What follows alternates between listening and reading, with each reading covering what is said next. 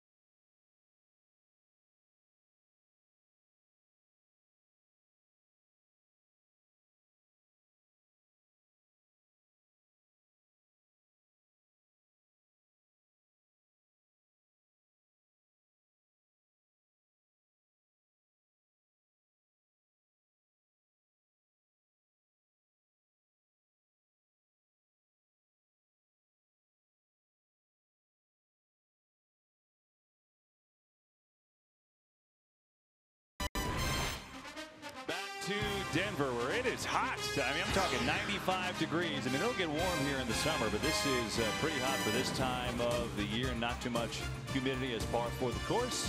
Sun is shining. Great day for baseball. That's the bottom line in one of the prettiest parks in America here at Coors Field. And so Arizona won game 1 of the series last night, 9-4. Here's the batting lineup that Torey Lovullo puts out today. John Jay, they just acquired him in a trade from the Royals, playing in his 2nd game as a Diamondback, leading things off.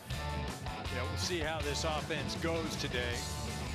They've been swinging the bats well as of late. And they're going to have to continue. I mean, the month of May just not good for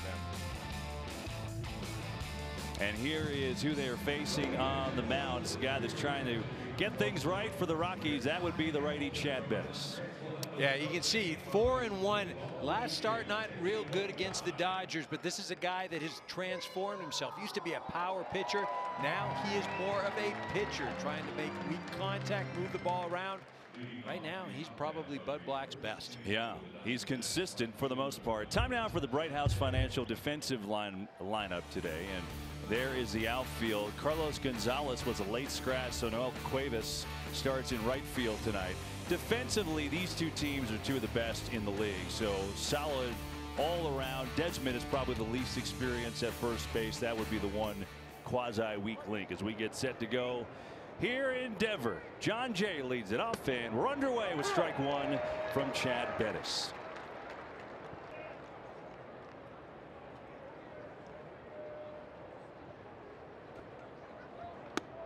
And he comes inside. So Bettis, at 29 years old, is a guy that, as EK told you, has been pretty consistent. A guy that Bud Black really trusts. But he's trying to kind of get things going here. The last 5 games at home, the Rockies have lost all 5, and they've allowed 7 or more runs in each of those games. Well, again, it's been starting pitching. The relief pitching's been battered around. You know, but of all the guys, you know, Bettis is the guy that feels the most experienced. He's the guy that you trust the most. He's not going to beat himself. As I mentioned, he's not that 95, 96 that he used to be when he first came up. More of a pitcher, fastball right around 90, going to throw that changeup quite a bit. 2-2 coming to John Jay. And he got him. Good start for Bettis as Jay strikes out, and there's one away. Well, Bettis is going to live on the corners. You see this pitch starts off down the middle of the plate, just continues to run away. That's that off speed right there. Jay swinging right through it. And that'll bring up Paul Goldschmidt, who we talked about to start the program. And boy, have things turned around for him. You know, we're so used to his excellence that he gets in a little bit of a prolonged slump and everybody panics. And it's upstairs for ball one. But now we're seeing the real Goldschmidt. The last 13 games, he's been great.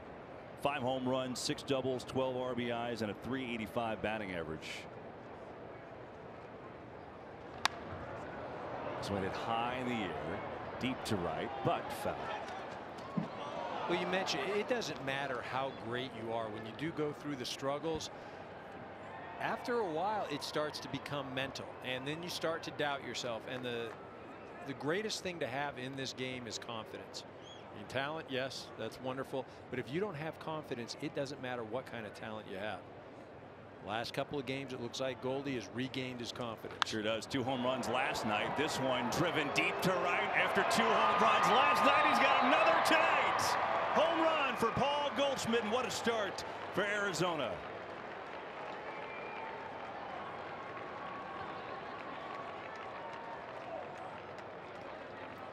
I think he's hot.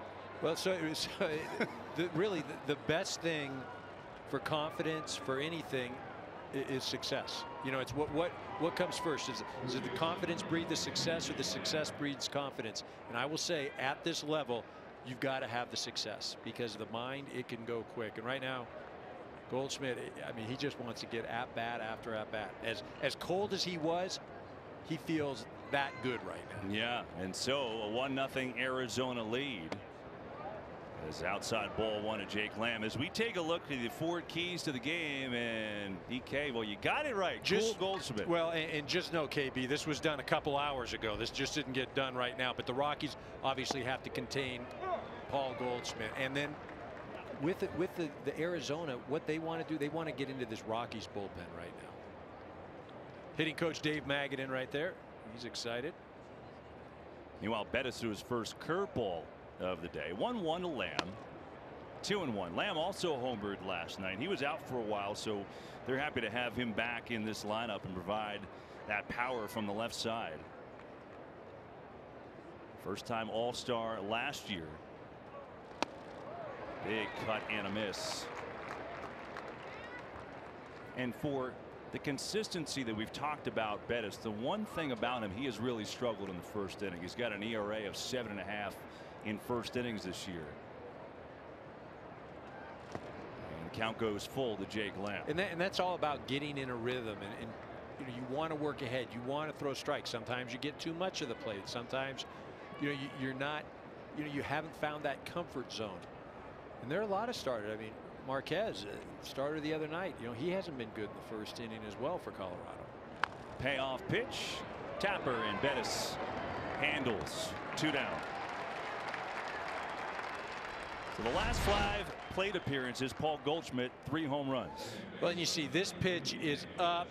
It's out over the plate. I mean, look, whether Paul Goldschmidt's hot or not, you're going to hit that pitch. I mean, Chad Bettis put it in a spot where most major league hitters are going to hit it and hit it far. And Paul Goldschmidt hits it to the part of the ballpark where it carries the most. The right center field is really the place to hit it for a right-handed hitter. Strike 1 to Daniel Descalso with a fastball as Goldschmidt has his team in front. Arizona has been playing better. They were so great in April, and then May just fell off the table. But now it seems like the count, they are playing by the calendar, EK. It is almost exact so far for how things have gone. Well, and you say they fell off the counter. I mean, really, what happened is the offense just completely disappeared. I mean, they were last in Major League Baseball in the month of May.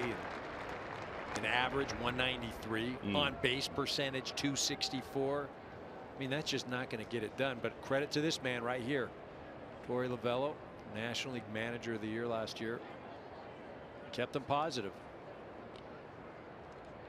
1-2 to Descalso with 2 down in the first. 2-2. Yeah, he did, and he's done a great job here in Arizona with just that. And look, we're talking about the offensive numbers. It has to be noted they're also without, you know, their second best offensive player. AJ Pollock has been out for 3 weeks, and that is a killer for them. It's a killer, there's no question, but it's almost like you have to try to put those, you know, offensive numbers. Those offensive numbers were offensive. There's no question, and anybody in the Diamondback organization will tell you. Payoff to Descalso, and it's ball 4. So 2-out base runner as Descalso reaches on the walk.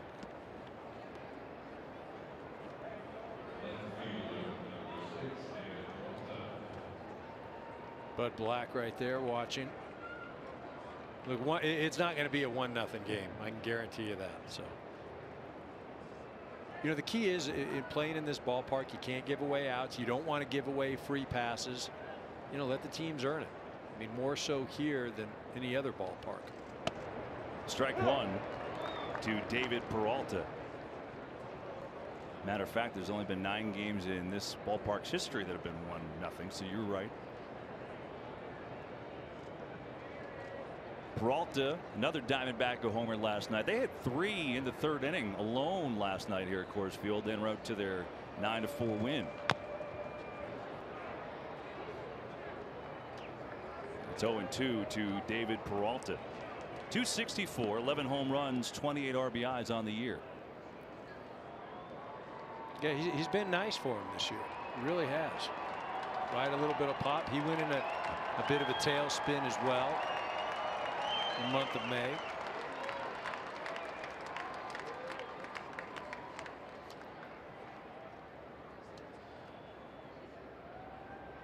Oh, 2. A nice job by Walters right there, keeping that ball in front of him.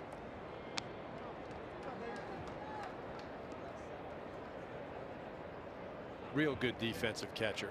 Heck of an arm, very athletic. Now he's a converted infielder, very similar to what the Dodgers did with Austin Barnes. Basically putting a real good athlete behind the plate. Yeah, he came up as a second baseman shortstop with the Indians. 1-2. And again, it's low. So 2-2 to David Peralta. With Descalso on first as Bettis just tries to navigate this troublesome first inning for him. It's been a bugaboo all year long.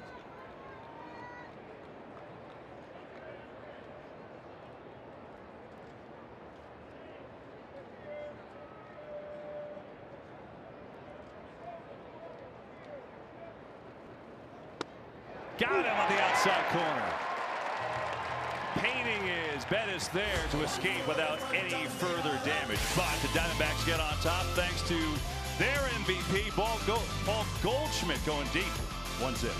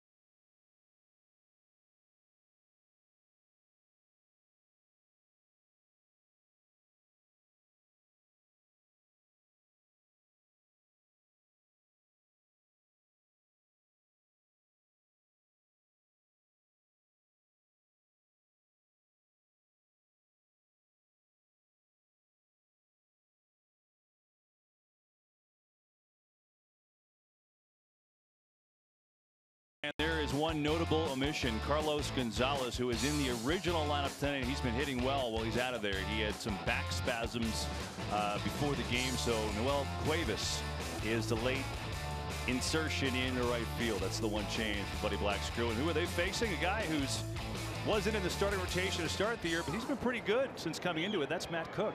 Yeah, he's really throwing well, coming off a great outing against the Marlins. This guy's going to throw you a fastball, a little cutter. Got the slider as well. And again, he's the type of guy that is going to hit the corners, stay away from solid contact. First start ever here at Coors Field. Yeah, he's never been here. He's only faced the Rockies one time as DJ LeMahieu leads it off. And he takes strike one. The only time he faced the Rockies was really the very beginning of his career. He came out of the bullpen and he faced them for a 4-inning save. But in that time, there were only 4 plate appearances from the guys who are actually on the roster now. So this is really all new all around. And it's outside and low. So 2-1 to DJ LeMahieu. So I'm curious to see how he reacts here. Well, and I'd always say the first time a hitter faces a pitcher, advantage pitcher, a hitter's got to get to know, the movement of this guy with his pitches, release point. 3-1. You can watch video now and get a good gauge, but there's nothing better than standing in the box, seeing the velocity of the pitch, seeing the actual movement. So I'd expect the first time if Cook can control his emotions and control the baseball, he should be effective the first time. Second and third, we'll see. 3-2 now to DJ LeMahieu, hitting .282 on the year.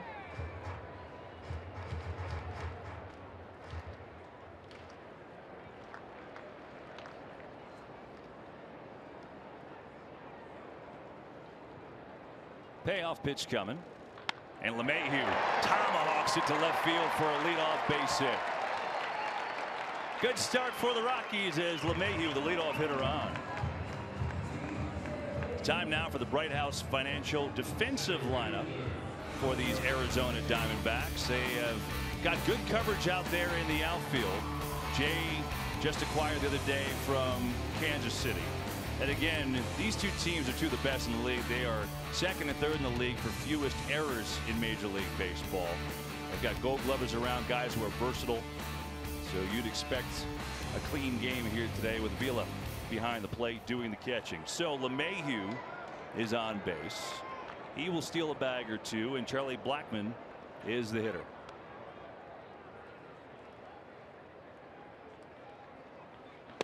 And it's strike one. You know, and this year Cook's been a lot more effective against left-handed hitters than he has against righties. It's the ability to throw that change, the fastball, the cutter. Going to need that arsenal against Blackman right now. He had to back you up against lefties. They're only hitting 186. Right-handers, though, 314 against Cook. This one to second, Descalso. They'll try to turn two, and they get none. It would have been a heck of a turn, but it ends up nobody's out, and the Rockies have the first two base runners on.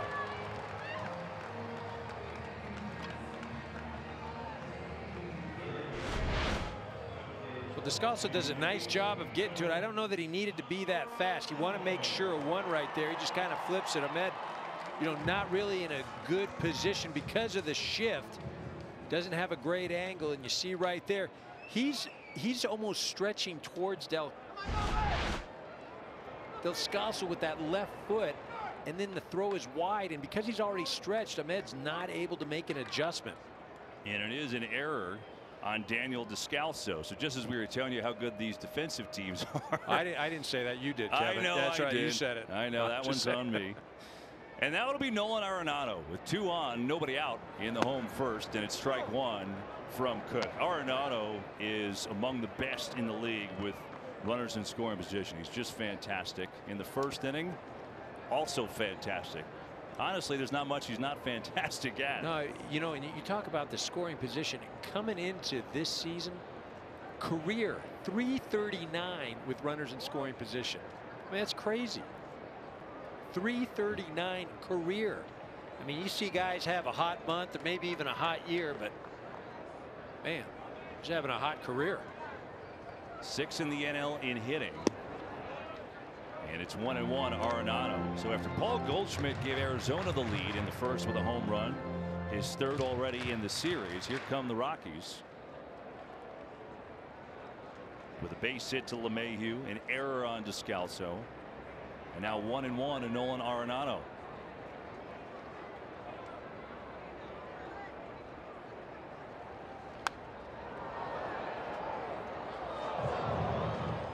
You know, one of the things I like so much about Arenado is his ability to go the other way, to not get greedy, to hit to the situation. He's not just up there swinging for the fence or swing with all his might. You mentioned a great hitter with runners in scoring position, but he adjusts the count to the situation. He's not just a one-dimensional hitter. Outfield pretty straight away against Arenado and deep. 1-2. Tapper. Left side. Step on second for one. On to first. It's a double play. Nick Ahmed turns in the 6-6-3 double play, and there's two down. This pitch on the outer half, Mike Cook does a great job. Matt Cook does a great job. Arenado reaching for it instead of shooting it to right field. See, Ahmed just comes across. That's big. 2 outs on one pitch. Well, that's one thing that Cook has done well coming into today. He induced 10 double play balls. That's fourth most in the majors. So coming through there again. And now 2 down, runner on third. And it's Trevor Story, the shortstop, will be the hitter.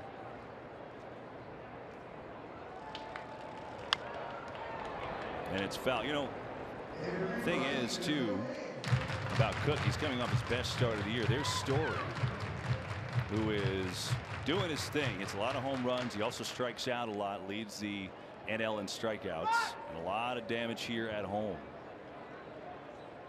Well, he's really the key for me in this Colorado lineup. You know what you're going to get from Arenado. You know what you're going to get from Blackman. Story, you'd just like to see a bit more consistency. Big swing and a miss. Soft speed by Cook. I mean, he is productive as far as if you're looking at the home run and RBI total.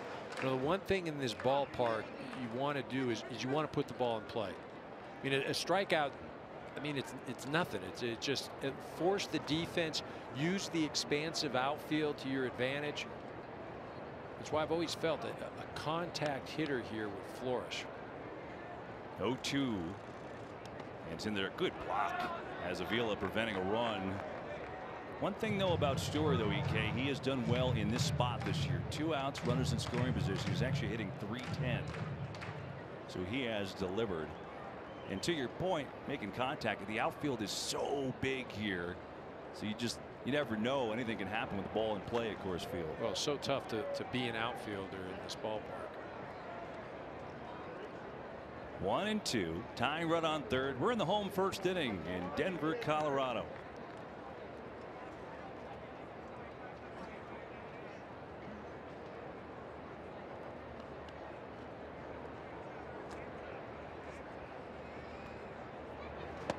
Two and two.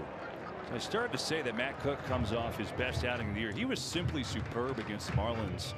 His last start, 7 innings, allowed 3 hits, no runs. As a matter of fact, in that game, he retired the last 17 of 18 Marlins to face him. I had great control too. I don't believe any walks.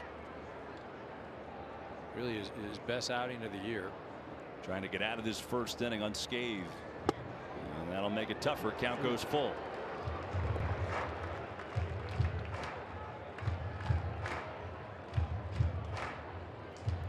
As a pitcher right now, you don't want to give in. Don't just say, well, it's 3-2. I'm going to throw one right over the heart of the plate. If you walk him, you get the start over with Parra. And remember, you've been dominant against left-handed hitters this year.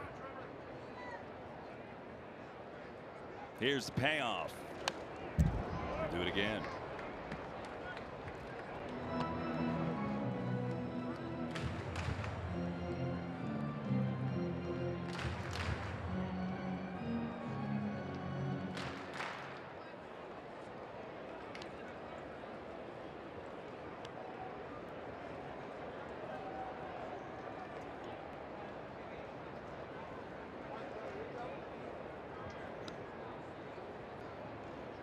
There's the runner on third, LeMahieu. 3-2.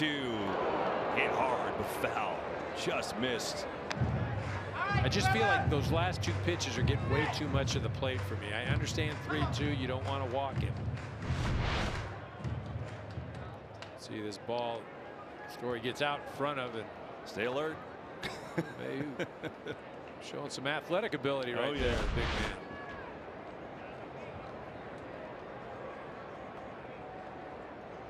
Three-two one more time. And Story foul it off one more time. So a good battle here. Cook goes with the fastball that time.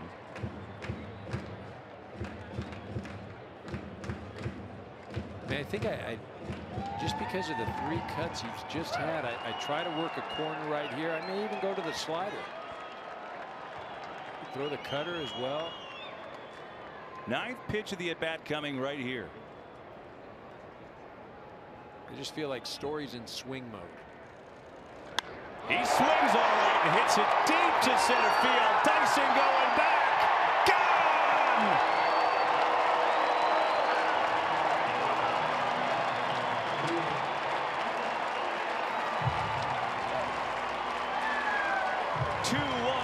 Colorado.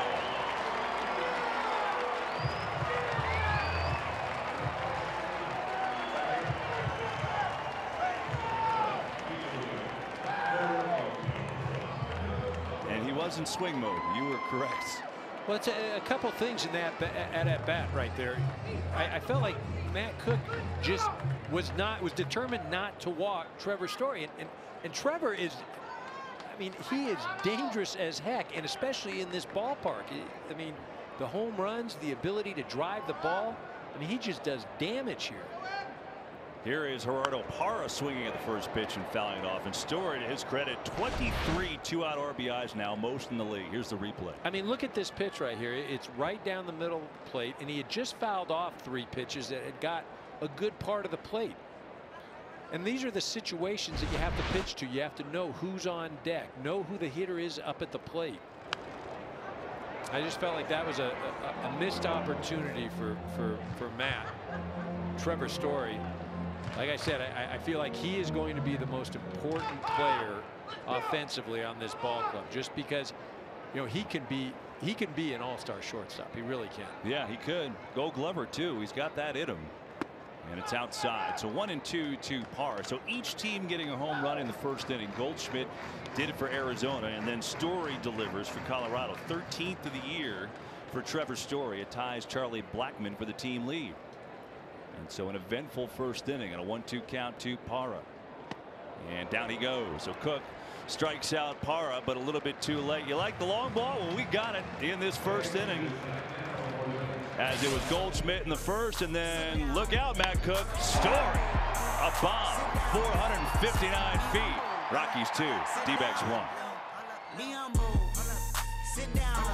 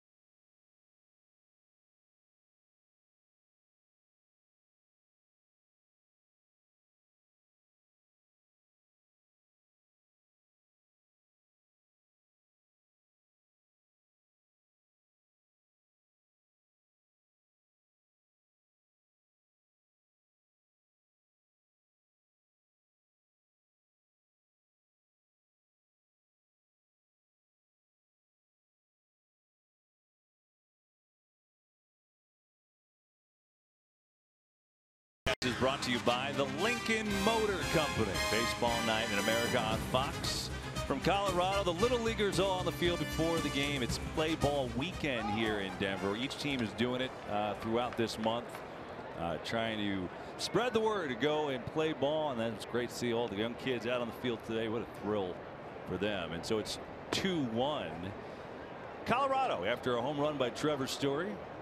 1,500 kids on the field today. So each team did not take batting practice to allow the parade. I mean, how cool is that for a little kid, huh? Wearing your uni, come out to a big league park. Here's Dyson. And LeMahieu puts him away. And there's one down here in the second inning. Well, Chad Bettis has overcome quite a bit on the mound for the Rockies. With more, down to the field we go with J.P. Morosi. Thank you, Kevin. It was on May 16th of last year that Chad Bettis underwent his final round of chemotherapy before being declared cancer-free following his bout with testicular cancer. So on May 17th of this year, to mark the one-year anniversary of that milestone, the Rockies had a very special moment with Chad Bettis following a win in San Francisco.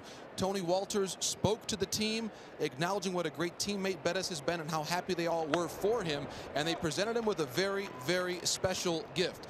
A bottle of Macallan No. 6 Highland single malt Scotch whiskey. Kevin, I am not an expert in this area, but I am told that was a very, very special gift indeed. Yeah, that's a $4,000 bottle of Scotch. Wow. so special indeed. I mean, that's pretty awesome, though. And hit in the air. This one carrying deep right center field, also way back, and it's gone. Nick Ahmed goes yard. His 9th of the year, and we're tied. 3 home runs already, and we're only in the top of the second. You know, I'll be honest with you, KB. I was going to try and contain myself today and not, have flashbacks of Coors Field and all that sort of stuff. But I just have to call it as I see it. ball as a right-handed hitter, you know, traveled well out there. It's our 3rd home run, and we're not even through an inning and a half. You know, we were talking about it, and the thing is, you crushed it here as a player when you played for the Dodgers. You hit here, but you brought up an interesting point, and we've seen it with every home run has been to right center, right? So as a right-handed hitter, why is that important? Well, you've seen 3 right-handed hitters all go to that part of the ballpark, and that's where it carries best. And that, if you're a right-handed hitter and you're driving the ball to right center, that reinforces all of the right fundamentals you want as a hitter. You know, unlike when you go to Fenway Park or Wrigley Field, where, you know, you get pull happy as a right-handed hitter, you're going to try and yank stuff to left. Then you get into some bad habits. But this place, it reinforces the right approach. That's interesting. So you can come here and almost kind of get you right, if you will, because you get rewarded. Get right in a lot of ways here. Yeah. You know, it's interesting though. We were talking before the game, and I get it. You know, the home runs go out of here in a hurry on certain days, right? But it is more than that. I mean, there's so much area in this outfield that there's room to run if you just make contact in this ballpark and really take advantage. You see that gorgeous shot, of course. Well, it's the most expansive outfield. I mean, the next closest, I believe, is Kansas City. And when you have that type of, I mean, it is just grueling. What Charlie Blackmon does here as a center fielder for the Rockies, it blows me away. Just that he can get out and play as many games as he does. 3-1 and Avila with a hefty cut, and now the count goes full. Just with all the ground he's got to cover. I mean, to play outfield here is just exhausting. But as a hitter, it just you just want to go up here and make good hard contact, you know, and let the ball do what it may.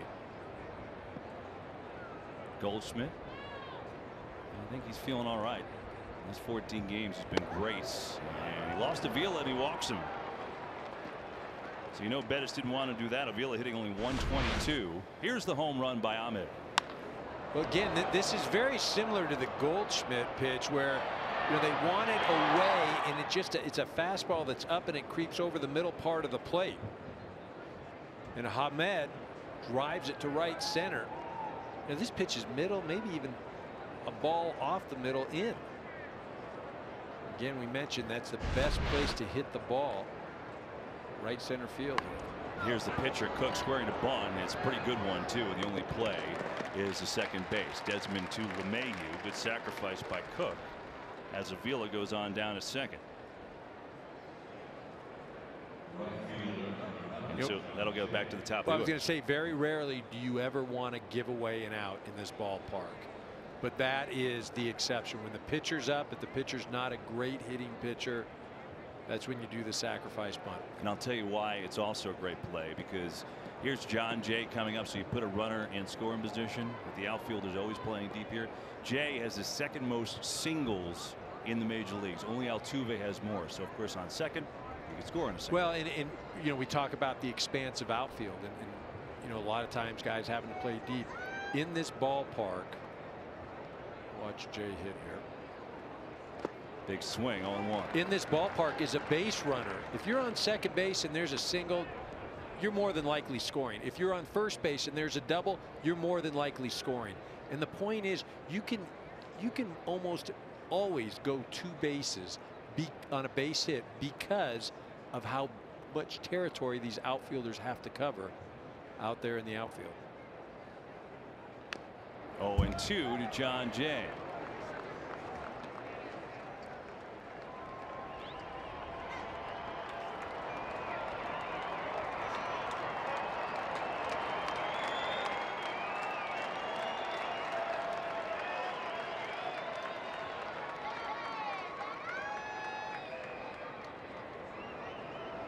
Bettis ready. 0-2. And it's in the dirt. That's a great job by Walters. That's the second time. That's the old shortstop glove, right? Man. Well, you know, it's funny because you talk about shortstop, but it's that middle infielder, the ability to be athletic, to shift your feet, your body. You see, it's, you know, for all the youngsters at home right there, he's not even trying to get glove on that right there. He's just trying to get body on it, block the ball, keep it out in front. It's a great job. Here's the 1-2 inside, hit him. So Jay is hit by the pitch. Bettis A couple of miscues here. Walk to Avila, and then the hit by pitch to Jay, and that'll bring up Paul Goldschmidt. Well, especially in this ballpark, right? You don't want to give away free passes. You don't want to make errors, let him get down there.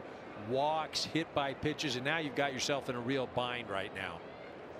Paul Goldschmidt, the hottest hitter, but you don't want to let this game, you know, I'm not going to say he's going to get out of hand in the second inning, not here, but make Goldschmidt expand his zone. If you walk him, you walk him, but do not give him anything good to hit. Right Bettis hadn't walked anybody the last 2 starts, and already 2 walks and a hit batter. And it's ball 1 to Goldschmidt. I'm sorry, Goldschmidt's not getting anything to hit. You're just going to hope that he's feeling so good that he feels he can do anything with any pitch right now. Maybe gets a bit too aggressive, but I'm staying away from anything on a good part of the plate. And it certainly seems that way. Why? Because since May 23rd, Goldschmidt is slugging 1,300. Excuse me, OPSing 1,300. It's the best in the majors. 2-0. We'll see if he gives him anything at all here with Lamb on deck.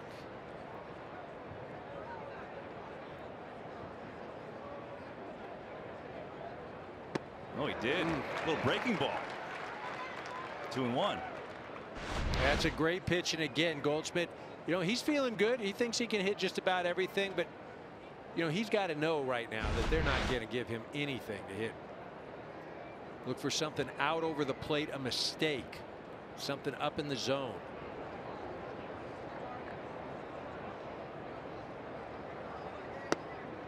Three and one.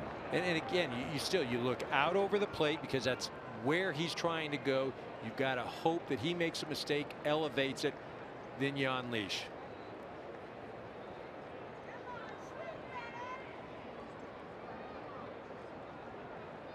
Danger zone for Chad Bettis here.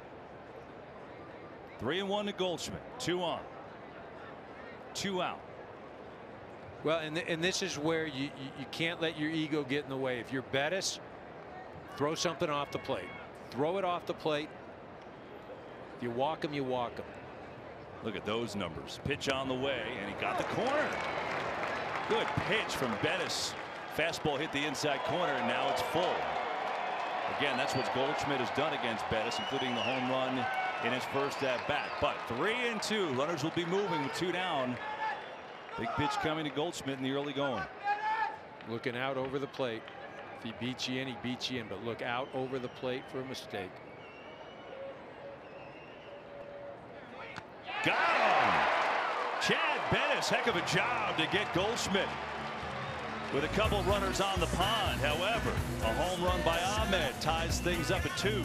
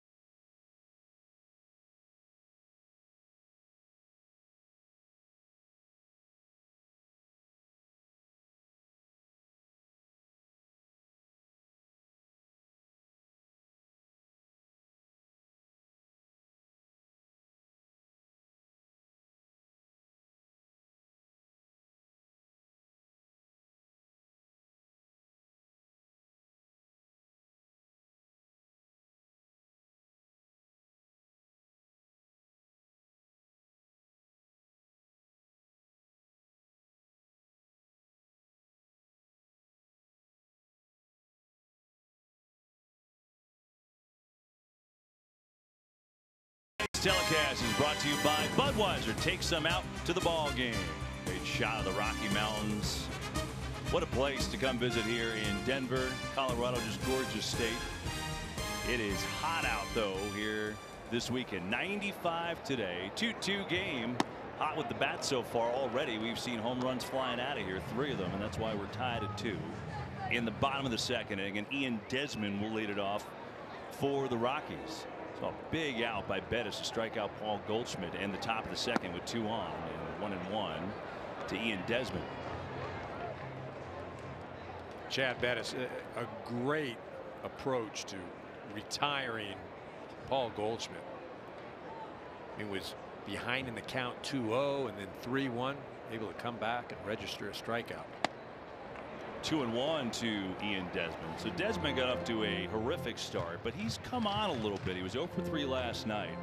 Last 11 games hitting .294, 3 home runs and 10 RBIs.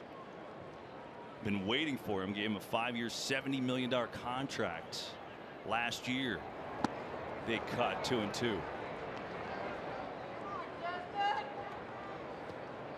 Just haven't had that production at first base, so they're hoping that he can get there. Ryan McMahon had a great spring, thinking maybe he was going to be more of a factor, but he slumped mightily, was sent down. He's back with the big club now. 2-2. Well, you remember last year they had Reynolds over there at first base, 30 home runs, 90 some RBIs. They elected not to bring him back. One of those guys that keeps finding teams and keeps producing. Yeah. You know. 2-2 pitch. Right side of the shift on. Descalso all the way to go, but he gets there for the first out. Let's go check out that Goldschmidt at bat. What a job by Bettis, EK. Yeah, it really was. You got runners out there at first and second, and you tell right now that he doesn't want to throw anything to him. Here Goldschmidt gets a little aggressive, swings out of the zone on a 2-0 pitch. Now he's 3-1. This pitch, you got to hand it to Walters right there. That pitch is in off the plate. It's a ball, but does a great job of selling it, brings it back over the plate, and then Bettis finishes the job off with that pitch down the part of the plate. Curveball got him back in that at bats, Bettis. So nice job there. That's why we're tied at 2. I was with you. I thought he was just going to avoid him for the most part there, but. Well, that 3-1 pitch was the swing pitch. I mean, Goldschmidt brought him back into the at-bat when he went after that 2-0 breaking ball that I don't even know if that was a strike. But the 3-1 pitch, Walters did a great job of receiving that, getting Bettis the strike. Noel Cuevas is your hitter. 1-1 to him. He was not supposed to play today. Was not in the original lineup, but Carlos Gonzalez, who has been playing well, hitting well, had some back spasms for the game, so he was taken out, and Cuevas will get a chance.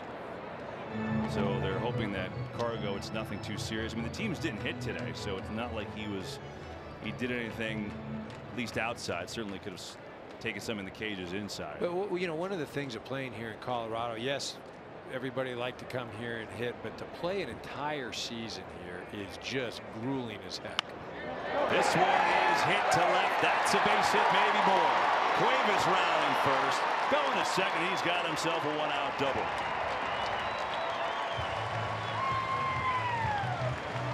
Cuevas doing a nice job of getting his hands inside the ball here, fighting off that pitch as it was running in.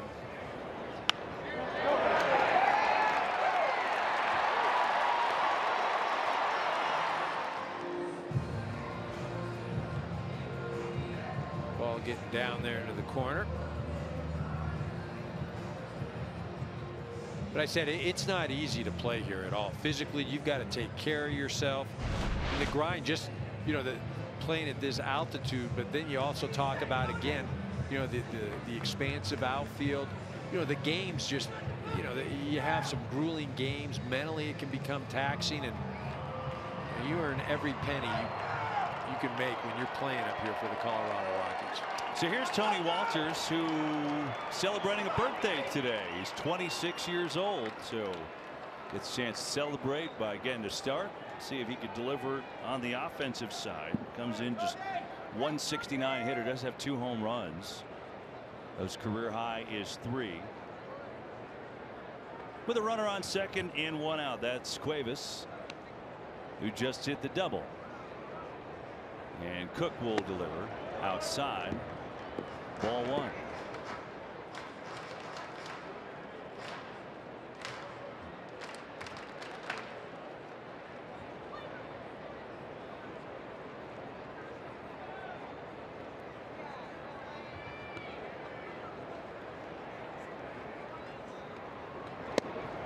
There's a strike. Change up by Cook. Both these pitchers are similar in a lot of ways, EK. You know, work the usually pretty good location, work that fastball changeup. And Cook is interesting because, you know, he used to really be a cutter guy, and he even told us yesterday that was my best pitch. I'm just trying to kind of get it there so far this year. Right. Well, he had mentioned that he'd kind of lost the feel for it and wasn't able to find it again. You know, felt it a little bit more against the Marlins, but because of that has had to throw his other pitches, and you know, in effect it's helped him because he's been able to develop those pitches, changeup especially. Butcher, the pitching coach here. And Walters will step out. So you figure 1-2 right now, left-handed hitter. You're probably thinking a changeup right now. Running on the outer half of the plate. Cook upstairs, 2-2.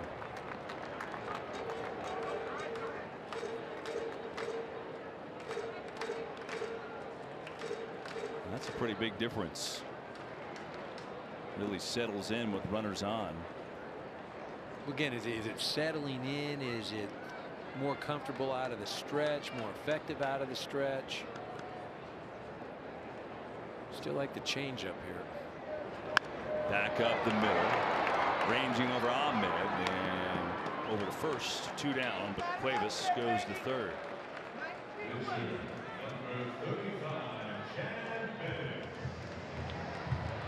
So Chad Bettis, the pitcher, will come up now and try his luck. He's 3 of 25 on the year. We started to tell you before a home run so rudely interrupted our story. JP told you about Bettis and all he had to fight back from, dealing with the cancer, and on the year anniversary, the team, you know, chipped in, bought him this $4,000 bottle of scotch. They all signed it.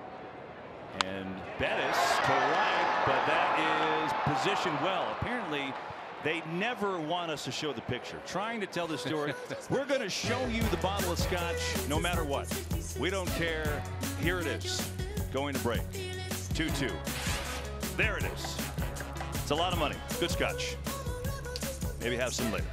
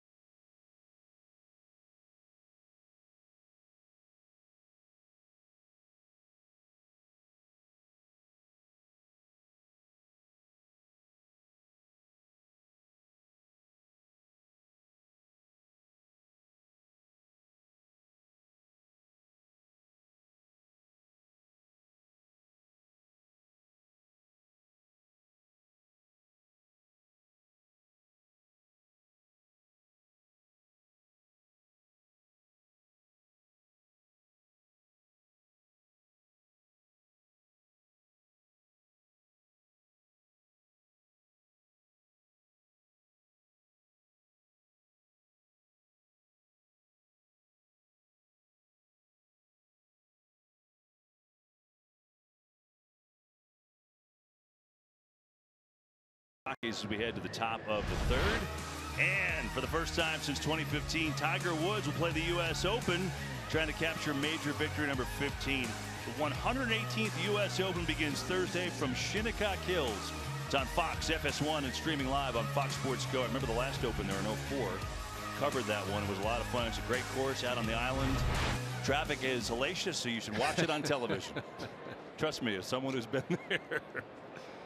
That'll be a lot of fun this week on Fox and FS1. This one a lot of fun in Colorado tonight, along with Eric Karros, JP Morosi down on the field. I'm Kevin Burkhardt, our entire MLB on Fox crew. Glad to have you aboard.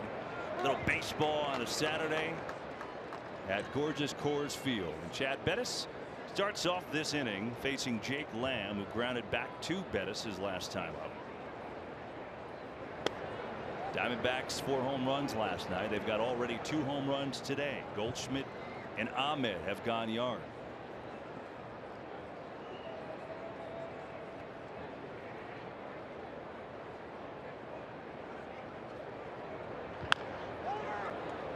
Right side. Easy over there for Desmond, and there's one away.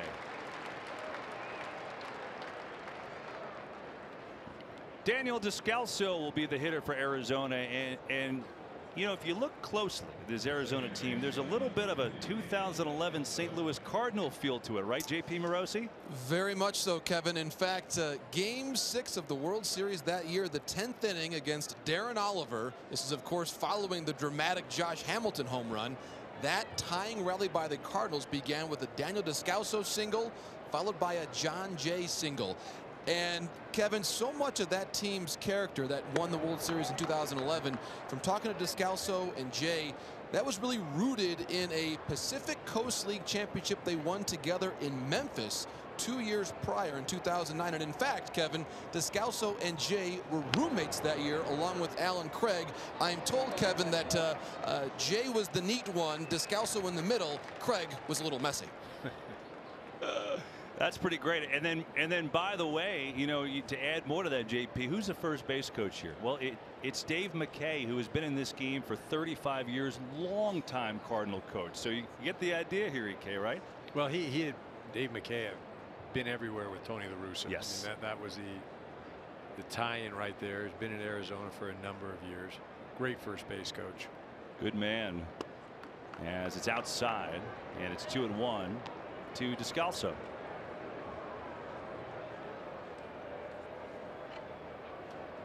That's pretty cool, though.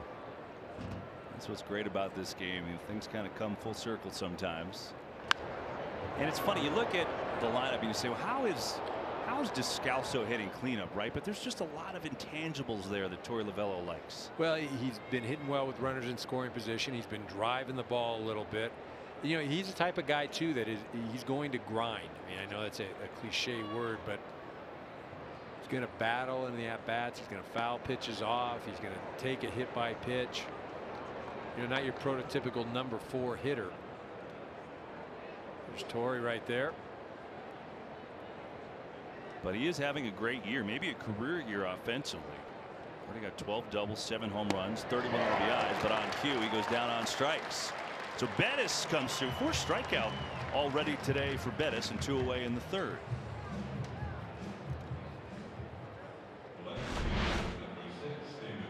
Yeah, this is a nice pitch right here, off speed, just diving out of the zone right there.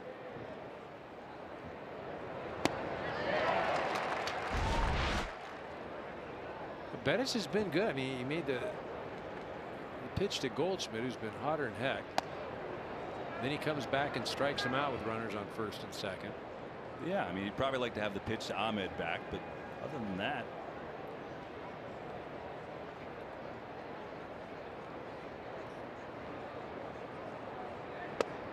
There's a strike. Already 4 strikeouts for Bettis. He had a season high 6 his last time out.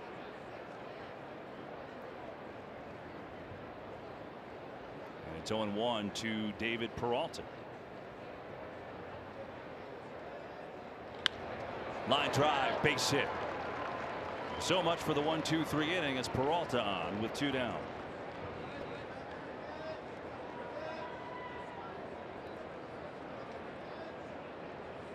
Bettis tried to stay away from him. Peralta just shot it up the middle. Peralta's been swinging the bat well, been driving it with some power.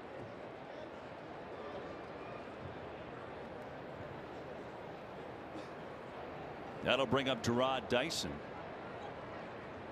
Of course, the longtime Royal, won a World Series with Kansas City, went up to Seattle, and then came to Arizona.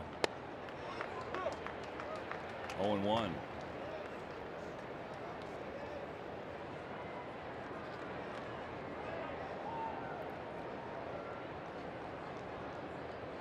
AC would like to have an efficient inning right here.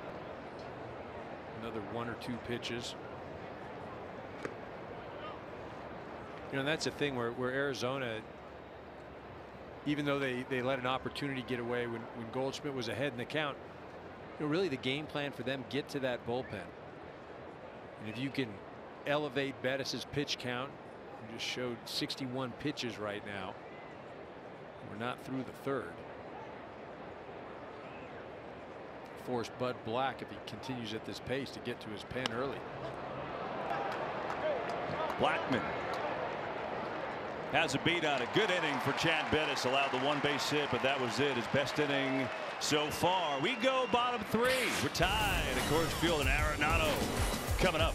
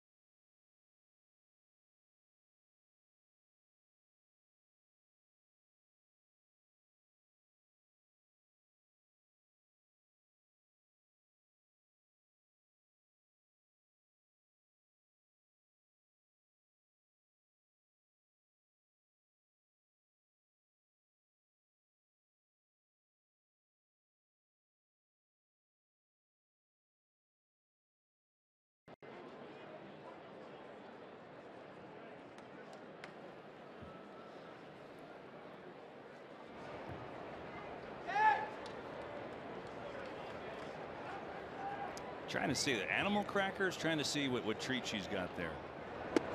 Whatever it is, it looks good. 2-2 game. Diamondbacks and Rockies. In the home third inning, we go from Denver. DJ LeMahieu in the top of the order. He had a single to lead off the first inning in his first trip to the plate against Matt Cook. Well, these guys now, they have a little bit of information against Cook. You mentioned before, not a lot of experience against Matt. Be interesting to see how he navigates through this Rockies lineup for a second time. Well, he had the rough first inning, but he wasn't helped because of the error. Remember, the runs are unearned runs. The Scalzo with the error, and had a pretty good second inning, and now back to the top of the order, and it's 2-1 to LeMahieu.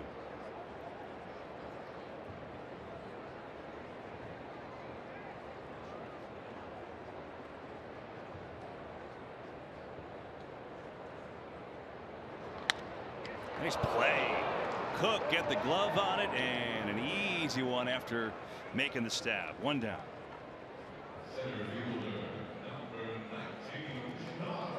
It is play ball initiative weekend here in Denver, and so we had all the little leaguers here today. So why not go down a little memory lane, some of the little league photos from some of the guys here today for the Rockies. Man, it would have been something if you would have seen the little league photo of Charlie Blackmon with a beard. That's what I was looking for. You know, I wouldn't have been surprised. That just looks like it belongs on Blackmon, who slices one to left center for a base hit. He's thinking about two, a big turn, but he'll stop there. So Blackmon reached on the air the first time, and the bearded one has himself a one-out hit. So let's see Charlie. Here he is all the way on the left, okay? No beard in that picture. Probably about 7 years old. And then as an adult without the beard in 2013. And in 20, I can't even picture him without No, I can't either. Like, who is that man on the left? Look at that picture on the right, man. He can wear that thing well. Man. It's his signature. Love it. Got the big old eye black on tonight. He just looks like a ball player. I know this guy at the plate is. It's Arenado, who grounded into a double play his first time up, and here with a runner on, going to pop up. Look out! Man, that got dicey, and Dyson said, wait a second, I didn't call for it, but he ends up making the catch.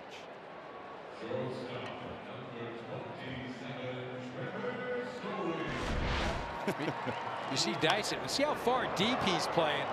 See, he's hustling it. Descalso's going back. He must have heard Dyson say something. He said no. That was a long run. You gotta love it. Have a little fun. Of course, he made the play. Yeah, he dropped it. I don't think that's he's right. Nobody's laughing.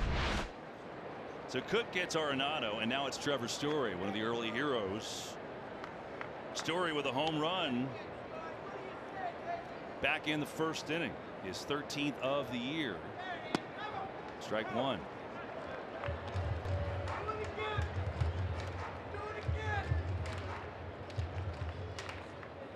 Well, when he hit that home run too, Cook had started the at-bat ahead in the count. Tried to nibble, and then Story fouled off a bunch of pitches after it was 3-2, and he eventually got him.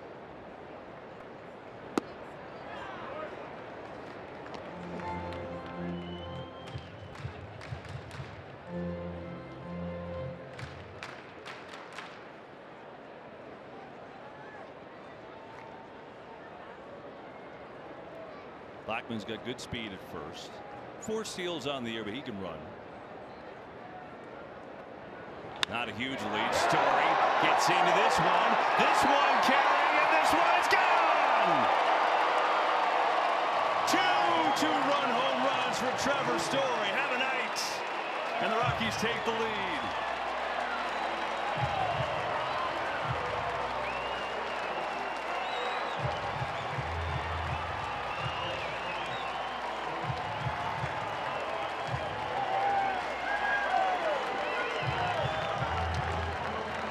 It's all in twos. 2 2-run home runs, both with 2 outs.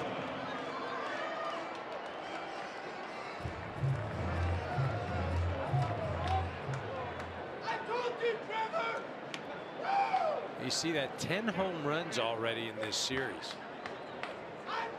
We haven't made it through a game and a half yet. I have a feeling there's going to be a lot more to come in this one. This is a wild start on a Saturday night at Coors. So Story now leads Colorado. That was his 14th home run of the year. 4 RBIs, first 2 at bats. Not bad. As Parra takes a strike.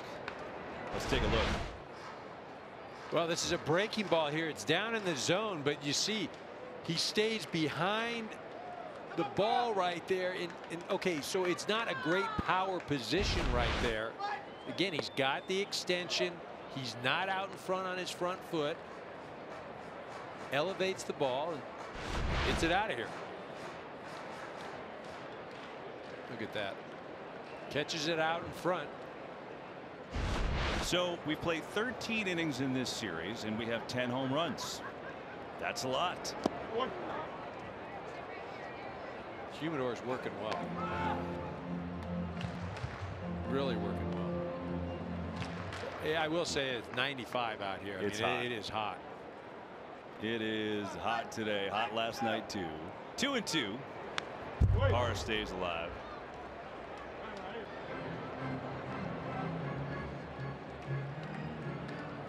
That's my guy for this team. If he can stay consistent, not go through the ups and downs, put the ball in play. The guy is a dynamic player. Well, he's got a chance to make an all-star team this year. I mean, you threw that out there. He certainly does. And I think the Rockies need that. Past Arenado, yep, they've pitched around him a lot this year. So having that other man step up, like Story, that's big. Parra goes down. So Cook delivers on 91 miles an hour, but the damage is done. A couple of 2-out, 2-run home runs from Trevor Story. This one was in the first. This one in the third. Doing some damage. 4-2. Rockies lead it after 3.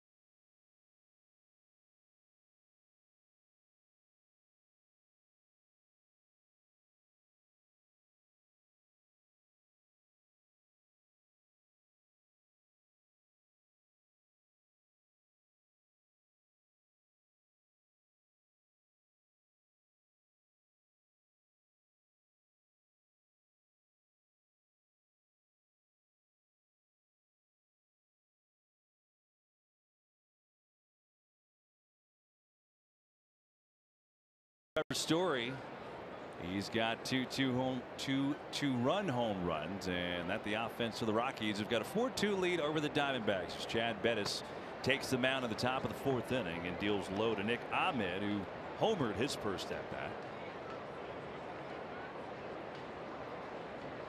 9 on the year for Ahmed, who is more known for his defense but showing some power this year. And brushed back, it's 2-0. Yeah, Bettis could use a quick inning, and not time-wise, but pitch-wise. Right now, you see the pitch count at 64. We're just starting the top of the 4th.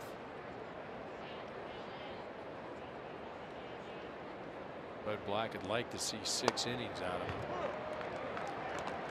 I think only one time this year has he gone over 100 pitches.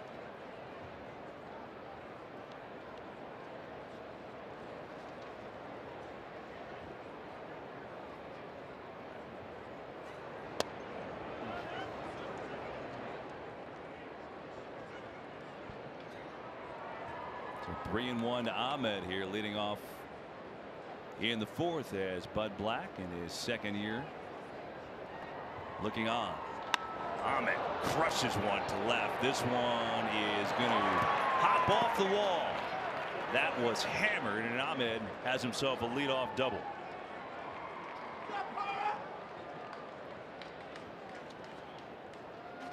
Tonight's broadcast is brought to you by Wells Fargo, established 1852, reestablished 2018, and by McDonald's new 100% fresh beef quarter pounder burgers cooked right when ordered.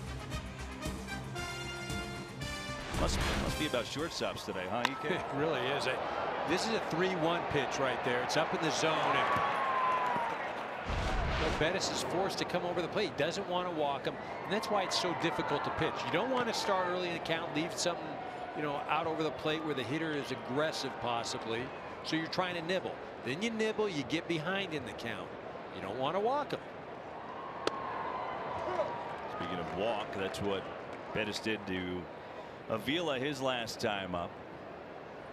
And he's struggling at the plate this year.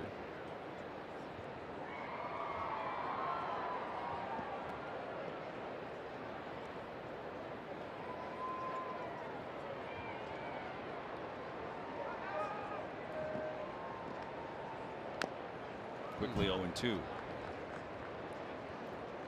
So this NL West is, as tight as can be, and it looked like when Arizona got off to a 20-8 start in April that they could really build, a 6-7 game lead, but then they've obviously faltered in May. So you've got 5 games separating everyone. The Giants lost to the Nationals today, so they're 2 back. Dodgers playing great baseball right now. Of course, Diamondbacks and Rockies right here. Every team, you can make a case why they can win the division. Curveball is low. Who do you think will win the division? Well, if I were a doctor, I could tell you, because that just seems to be the issue with all the ball clubs, right? The health issue. You're right. Robbie Ray and Taijuan Walker coming back soon. Well, Ray will. Walker out for the year. Shelby Miller. Yep, Shelby Miller. And then again, Pollock as well. Then you go to Colorado. Adam Ottavino, he's been sorely missed. Sorely missed. Get him back in the bullpen and get everybody into their proper roles. The Dodgers have been beset by injuries. Pitching staff, Seager out for the entire year. The Giants, tonight. Bumgarner just coming back. It just. I think that's a really good point. All of those teams have had major players out. And so now who gets healthy the quickest, and then who takes off from there, right? And who stays healthy, right? We're still, we've got, 4 months to go in this season, And we've seen so many, it looked like the first month, it looked like Arizona was going to be able to separate themselves, run away with this thing. And, then they have a month of May that would have never seen. As Avila goes around, strikeout number 5, and there's one away. That'll bring up the pitcher, Cook. These are the injuries for Arizona. Okay, so Pollock is just killed them. He's been out 3 weeks. He is such a spark plug for them. He does everything right. He was having a fantastic year. Souza, hoping to get him back soon. Ray and Miller are fascinating. Now, Ray is an excellent pitcher. He is getting close to coming back. Same thing with Miller, who's throwing another rehab start in Double-A tomorrow, and he's been out for a while with Tommy John surgery. So all of a sudden now, you could see it talking to Torey Lovullo. I'll tell you, Arizona, if they can get those guys back and keep them on the field. Remember, look at Pollock. Torey was gushing over Pollock today, talking about how he's involved with everything, whether it's offensively, defensively, what an important player he is. But the reality is, he's got to stay on the field. Yeah. That, and historically he just hasn't been able to do that.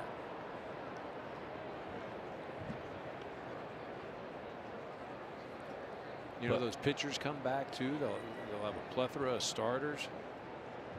Well, I think it's going to be fascinating to see what they do.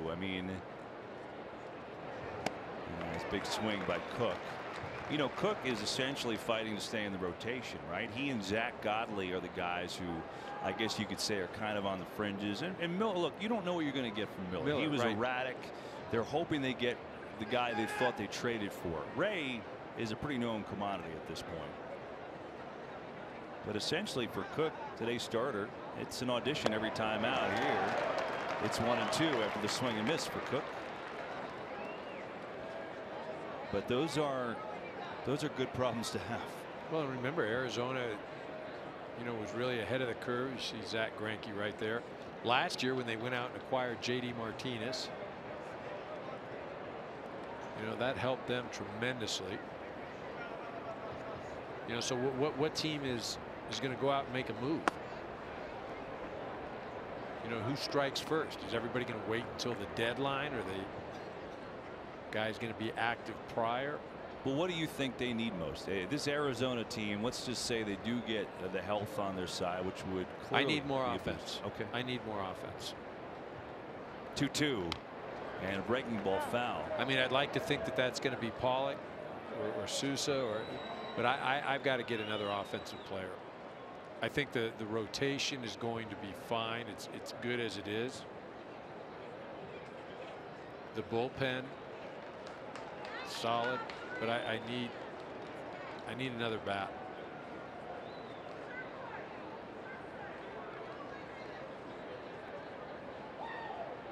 Bettis already up to 78 pitches here in the 4th inning, trying to put away the pitcher Cook with a runner on second. And it's 3 balls and 2 strikes. The 9th 3-ball count by Bettis already tonight. Tell you what, Cook is throwing out a heck of an at-bat right now. Staying off some close pitches. If anything he's done is he's worked that pitch count up.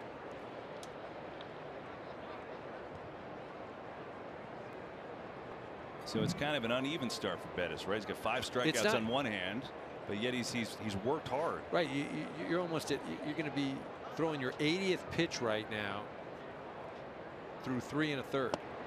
And does end up punching out Cook. So strikeout number 6 for Bettis.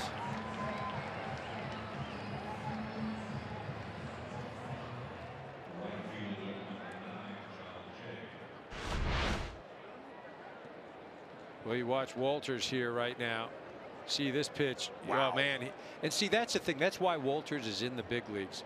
We talked about it, prior to the game, about his ability to pitch frame, grab pitches. He did a great job on Goldschmidt on a 3-1 fastball inside that Bettis was able to later strike out Goldschmidt.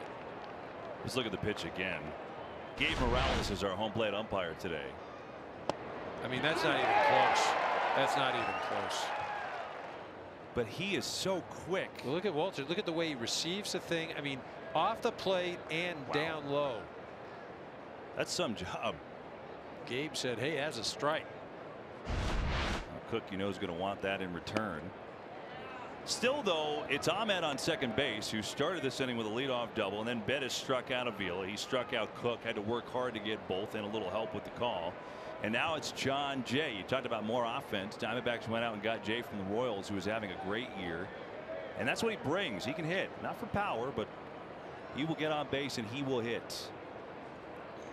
Trying to bring in this run, and it's 2-0.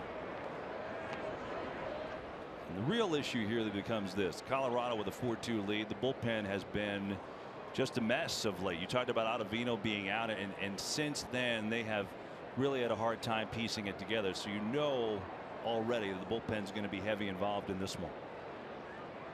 Let's see how they react.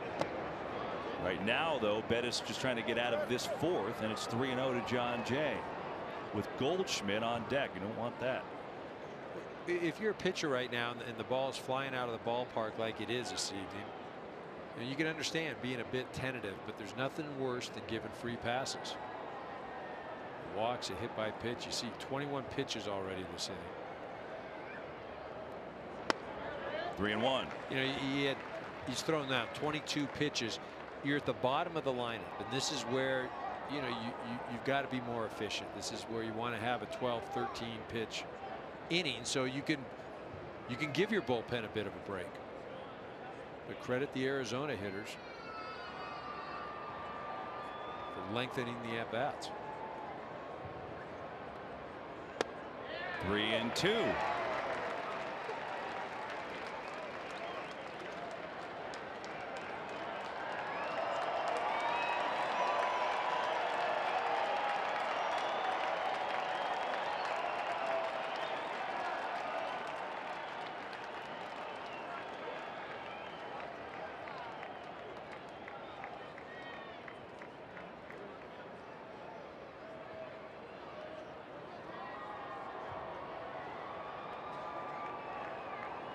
If you're John Jay, you're looking for a good pitch right here. That is not wanting to put you on first and face Goldschmidt. Payoff pitch, and it comes in and gets him. And exactly what Bettis didn't want to do, put another runner on against Goldschmidt.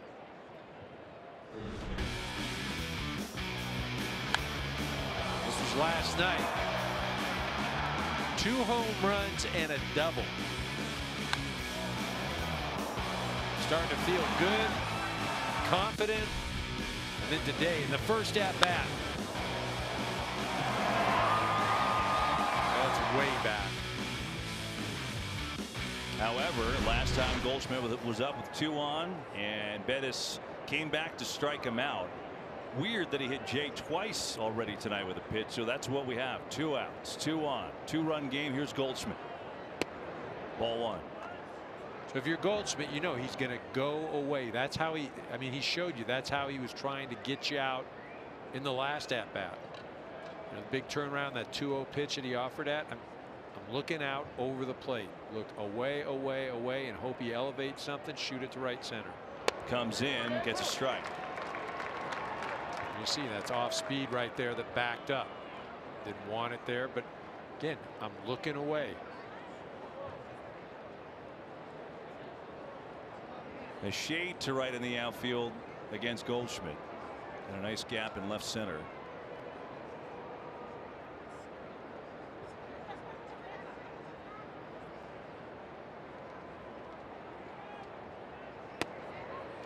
Two and 1.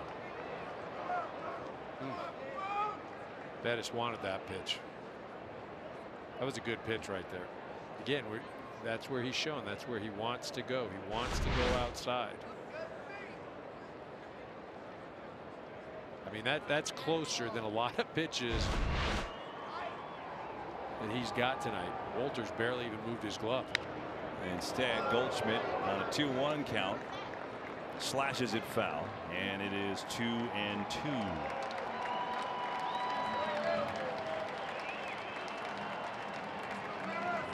Well, Bettis may be emptying the tank here. Already at 90 pitches again. As EK said, he's only gone over 100 once. Big spot, up 2, 4th inning, 2 on against one of the best hitters in the game who's been red hot and has homered already today. 2-2 to Paul Goldschmidt. I'm going off the plate and letting Wolters, my catcher, try and steal a strike for me. Wolters outside, but 2 outside. The count goes full. It's a heck of a pick right there. Wolters is so athletic back there. Bouncing around. I mean, look at this. He's setting up inside. Watch this. Moving over there, shifting his body. 29th pitch of the inning is coming. Full count to 4 consecutive batters, and the inning keeps on going. Goldschmidt looked like he was angry. He missed that one. This thing just hanging up there. A little late. Couldn't get his hands in far enough.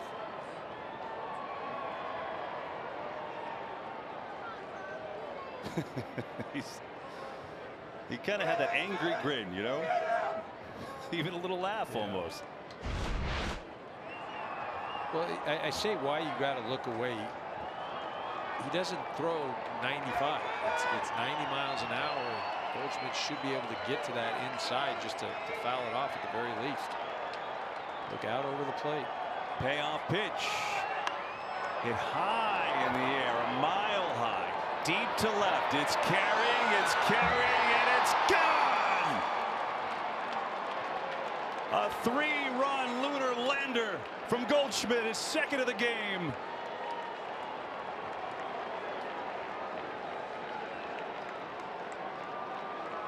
Four home runs in this series already, and Arizona back in front.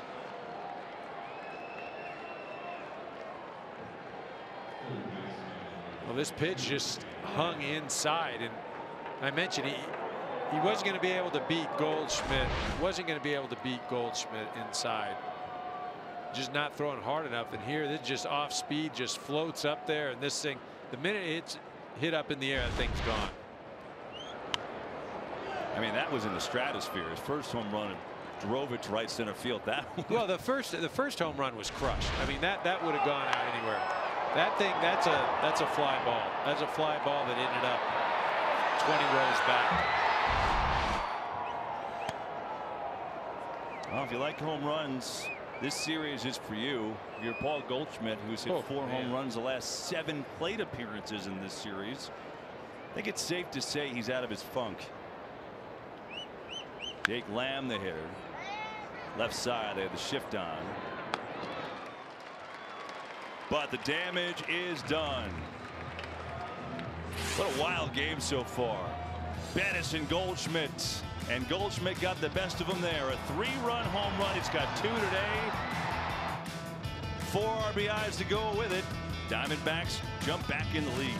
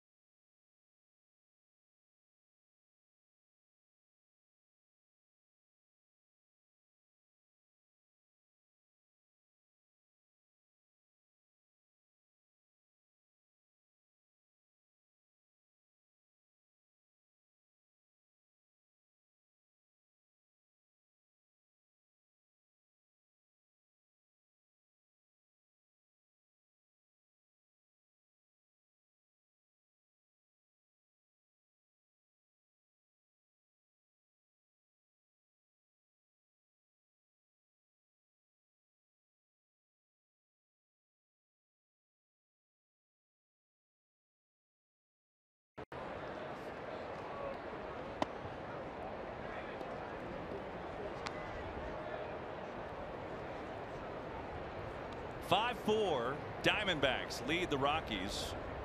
It's been a home run bonanza. Every run via the home run so far here tonight as Ian Desmond 1-1 after that cut and miss against Matt Cook. So Trevor Story has 2 home runs and 4 RBIs for Colorado. And for the Diamondbacks, Paul Goldschmidt has 2 home runs and 4 RBIs. Goldschmidt's 3-run home run in the top of the inning.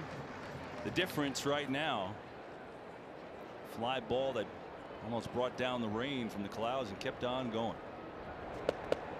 So I think the national worry about Paul Goldschmidt coming out of his 48-game little riff, I think we could officially put that to bed. Well, I'll tell you what, he's not going to be hurting for confidence. There's no question that he's going to start sleeping well. 3-1 Ian Desmond. Inside, ball 4.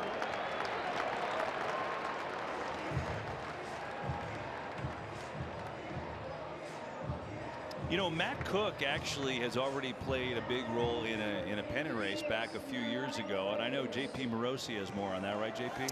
Yes, Kevin, it was in 2015. Cook, an original draft pick of the New York Mets, signed by scout Jarrett England, and he was the key piece in the trade that brought Addison Reed to the Mets. So that was certainly a bittersweet day for Jarrett England to have the player that he signed traded away, but certainly helped the Mets win a National League pennant. Yeah, exactly. So, and thinking he could be a starter, and here in his chance, he got the chance in the rotation because Taijuan Walker, who went down, Tommy John surgery, and he was thrust in the rotation, and he's done pretty well with it. But again, with Ray and Miller coming back, where will he fit? Don't know. Not sure. Well, Cuevas is the hitter with Desmond off at first. Cuevas is 2 for 2. So a late addition to the lineup with Carlos Gonzalez. Had the back issue right before the game. You know what? He's got a double and a single.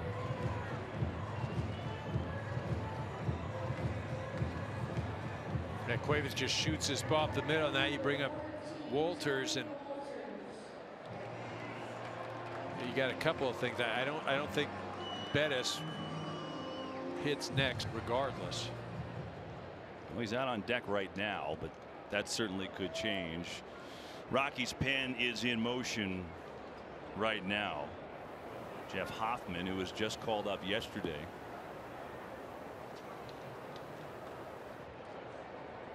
So we'll see. Squaring to bunt, Walters. Strike one. Well, if he's bunting here, there is no way that Bettis is well, hitting. the thing is, again, Bettis' pitch count close to 100. Hasn't been that effective, going to face the middle part of the lineup. 96 pitches for Bettis. Rockies down 1 run, but 2 on to start this frame against Cook, and Walters takes. It's 1-1. Keep in mind, though, Rockies have 8 relievers, so they've only got 4 on their bench, and Gonzalez can't go. So Bud Black only has a 3-man bench here tonight. But this might be an opportunity right here, and when you have opportunities to have a big inning, you've got to take advantage, because not only would you be hitting for Bettis, then you're at the top of the lineup. You could have, it was what they say, putting up a crooked number. Walters just trying to give himself up, but Cook won't let him. 2-1.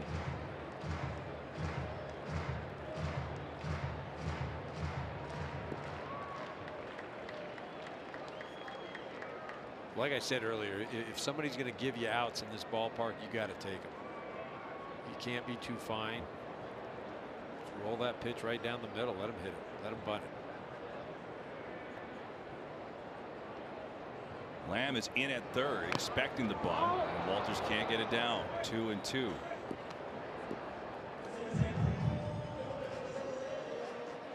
So I got to let him swing. The only thing you're worried about is the double play, right? Because then you probably let Bettis hit. Put the runners in motion here. No, I'm not running, guys. I'm not running, guys. I'm going to trust that Walters can either draw a walk or put a ball hard somewhere.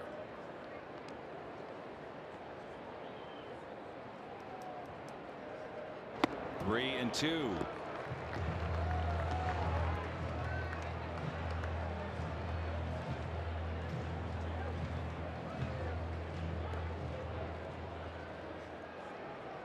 So Cook in danger of loading the bases here. Again, the pitcher Bettis on deck. You'd have to think he's done.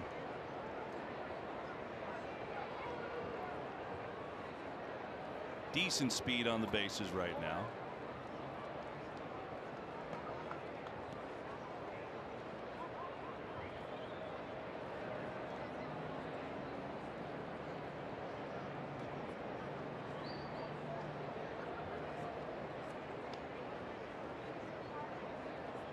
Three-2. Walters hits one in the air. Right center. Dyson calling. Making the catch. Desmond's going to tag. He'll go to third easily. And so runners at the corners with 1 down, and Bettis will go back and sit down, and Ryan McMahon will grab a bat. Looks like he will be the pinch hitter here. The left-hander. Pitch hitting for the Rockies in place of the pitcher Bettis. Number 24, Ryan. Well, Bettis battled. He just threw too many pitches. Obviously susceptible to a home run ball, but who isn't tonight? Hot night. So here is Ryan McMahon, and he's been, you know, interesting story this year. A guy thought they were going to make major contributions to this team, and now we'll have a meeting at the mound. Butcher goes out, the pitching coach, to talk. about facing McMahon. But you know, EK had a monster spring, right? One of the team's prospects, and they bring him up, and he struggled big time. Didn't play a ton either. He only hit 180 and then was sent down to AAA on May the 1st. And he's still trying to figure it out. He played some second base when LeMahieu was hurt. It was at first initially. He kind of playing alongside Desmond there, and right now he's a bench player, but he's got a chance in a big pinch hitting opportunity. Yeah, I mean, with a young guy, ideally in a perfect world, you want to just get at bats and get consistent at bats, not feel like every at bat is an audition. Like, oh, if I don't get a hit here, I'm not going to get the play. It's hard enough to play at this level, let alone putting pressure on yourself. You know, this is a guy that just dominated in the minor leagues, put up tremendous numbers. He's pinch hit a lot, 15 times, only 1 hit, so 1 for 15 in this spot. Runners on the corners here, only 1 down in the home 4th. Strike 1.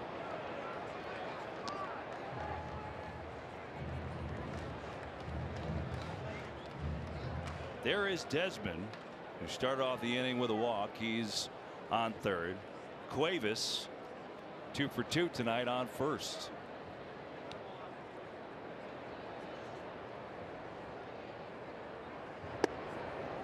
Well, the irony here is Cook has more success against left-handed hitters. You know, right? And you know, the Rockies deploy a left-handed hitter right now. Well, the other issue is with the limited bench, the only righty they have is Iannetta, who's the backup catcher. Yep. So you can't imagine any scenario he hits right here this early in the game. In case something would happen to the catcher, Walters. So it is McMahon with an opportunity. I think you just kind of keep the ball away from him, throw the off speed, stay away from that hole over between first and second base with Goldschmidt holding the runner.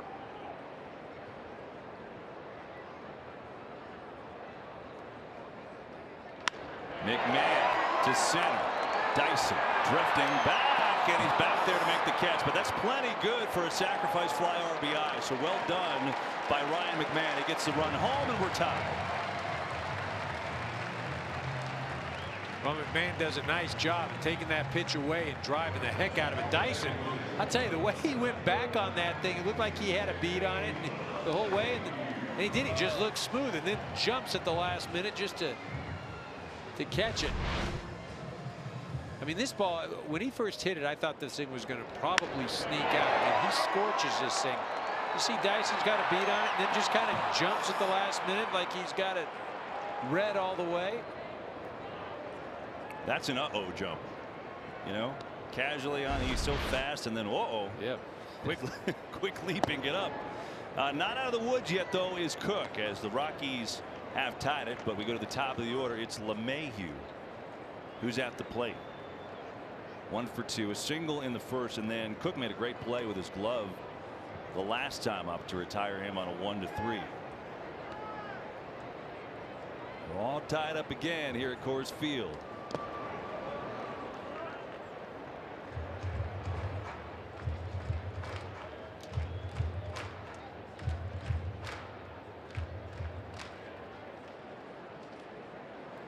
You see the 96 pitches.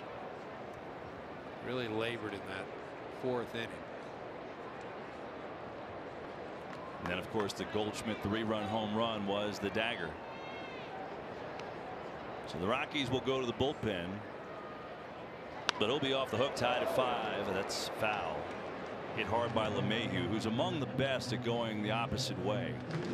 Last year, he and Eric Hosmer were tied for the most opposite field base hits in the majors. He's fantastic going that way. And we've seen some shifts against him defensively, where the left fielder is almost in left center now, not as pronounced today. He has pulled more this year than ever in recent years, but it's a smaller sample size. He's been hurt for about 3 weeks. 2-1 here. This one dead central and deep. Dyson going back. It's gone. It's gone.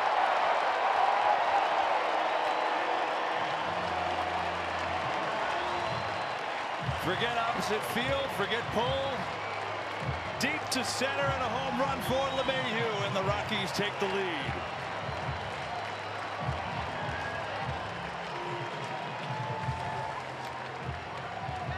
The big man gets a pitch over the heart of the plate, just drives it right back up the middle.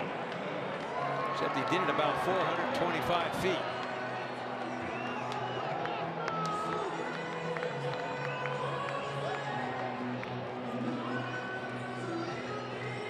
Tell you what, I would not want to be pitching today. I got to be honest, I've lost track of the home runs. I mean, and we're in the 4th inning. It's been unbelievable here today. LeMahieu, his 6th of the year. So 3 home runs for the Rockies, 2 of them by Story. And then LeMahieu, here's the replay. Well, you see this pitch just comes back over the heart of the plate. LeMahieu, he does not miss it.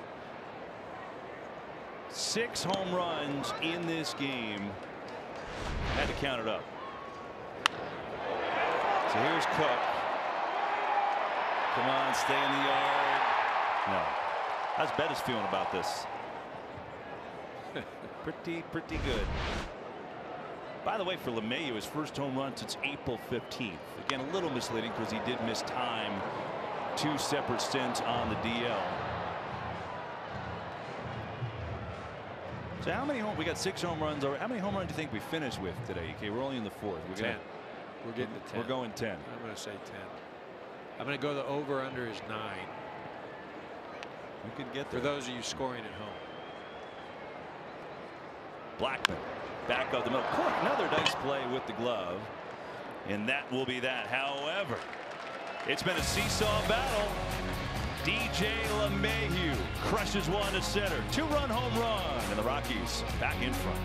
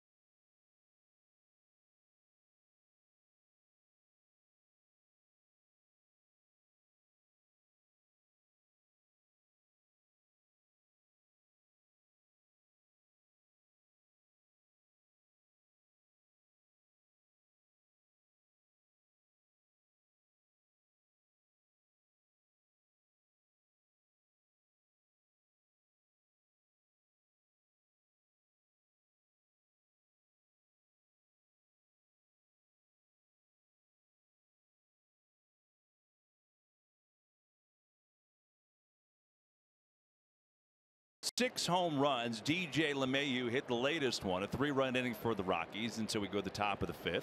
7-5. Rockies lead the first place Diamondbacks, and we have a new pitcher. It is Jeff Hoffman into the game. Yep, the big righty just brought back up, and he's going to be asked to give some innings right here. This bullpen has been taxed. It's just really not the type of game. If you're sitting watching this thing and, hey, we need you to pitch right now. Well, are you sure you need me to pitch? The way the ball is jumping today, I mean, it is flying out of the yard here at Coors. As a strike to Descalso, it is 0-2. And we'll see if this Rockies bullpen can stabilize. It's been a real problem for this team. 27th best in the league. And that's a good start. 3 pitches and Descalso down on strikes.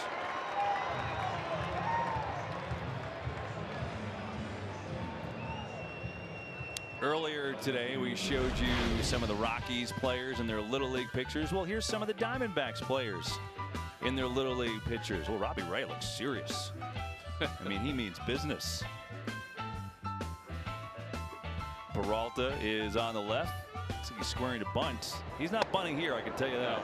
No, He is not bunting here as Peralta turned into a really fine player for the Diamondbacks. Again, it is play ball initiative, play ball weekend here at Colorado. Each team is doing this throughout the month. Great initiative to get kids to play the game and have all those kids on the field before the game, seeing the smiles on their faces.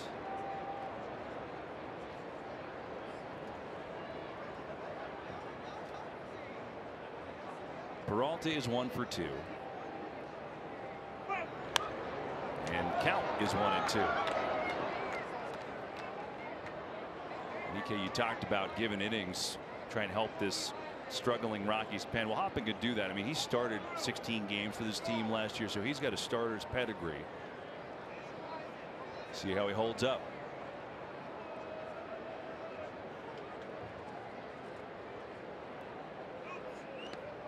Well, a little different look too than Bettis. Throws harder, taller, lankier guy, more over the top.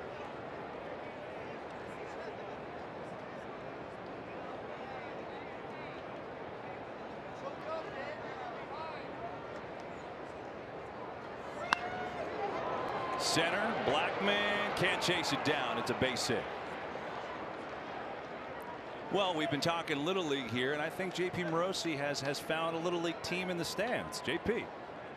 And I am here with Heath Smith, the head coach of the Eaton Thunder from about an hour north of Denver. And Heath, what does this day mean to your team of 7- and 8-year-olds? It means a lot. They don't normally get an opportunity to come and do these types of things, and to come watch the team that they love and growing up watching since basically they were born. It's a really, really big day for them. So they were pretty stoked. I always love hearing, Heath, what is the conversation like when these kids talk baseball at practice, at games? What does that sound like these days? Well, a lot of it is the Colorado Rockies because they're a local team, but, you know, like with little kids, whoever's winning and the big names is usually generally who they talk about, but the Rockies is usually on the forefront. You said to me this is the first year that they have kid pitch as part of their development. How unique of a step is that for a young baseball player? It is an enormous step for them to learn how to throw strikes and learn the pace of the game and the walks. And it's a very big transition, and the quicker they can do that, the better. It takes an enormous amount of practice. So if I could, are any of the kids here ready to talk maybe a little bit? What do you think? Hey, guys, so what does it mean to be here at Coors Field watching the Rockies play? Awesome. Anything else? Now, first of all, what's your name? Braxton. All right, Braxton. So on the ride down here, what were you most excited to do here at the ballpark today? Watched the game. And I understand you guys were able to get on the field actually before the game began. What was it like to be there and walk on the field, the same field the major league players walk on? Felt cool. And Heath, as we talk about what this means here, how do you think the overall experience of being a young youth baseball player today is different from when you and I were kids? I think it is much different today.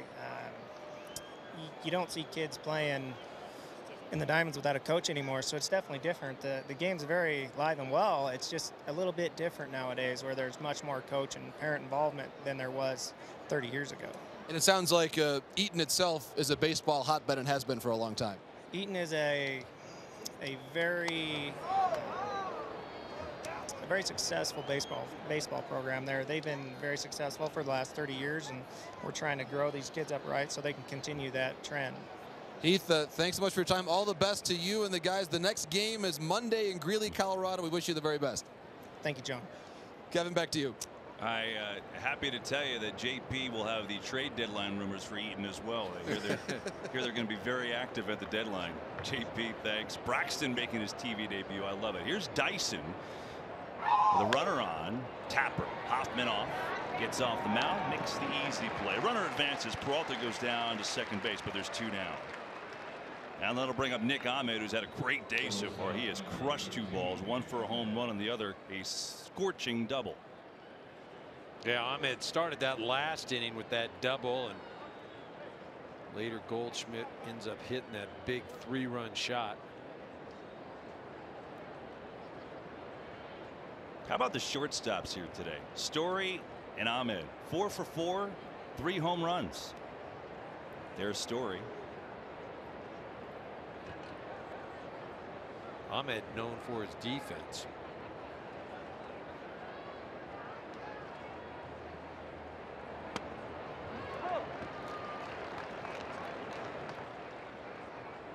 See Hoffman throwing on that downward plane. Got a lot of run on that pitch. Ran in on Ahmed.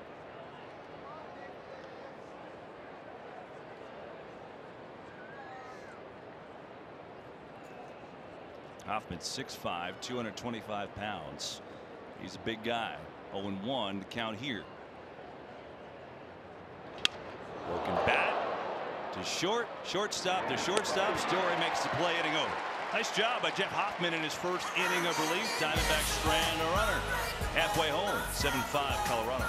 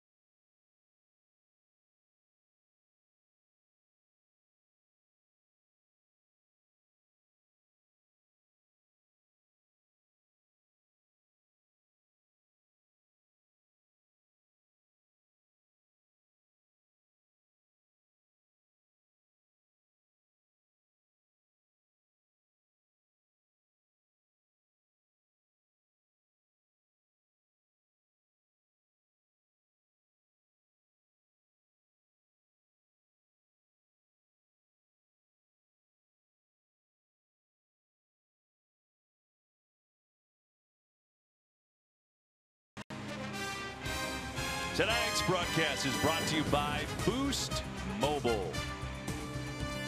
As the sun begins to set, what a gorgeous day.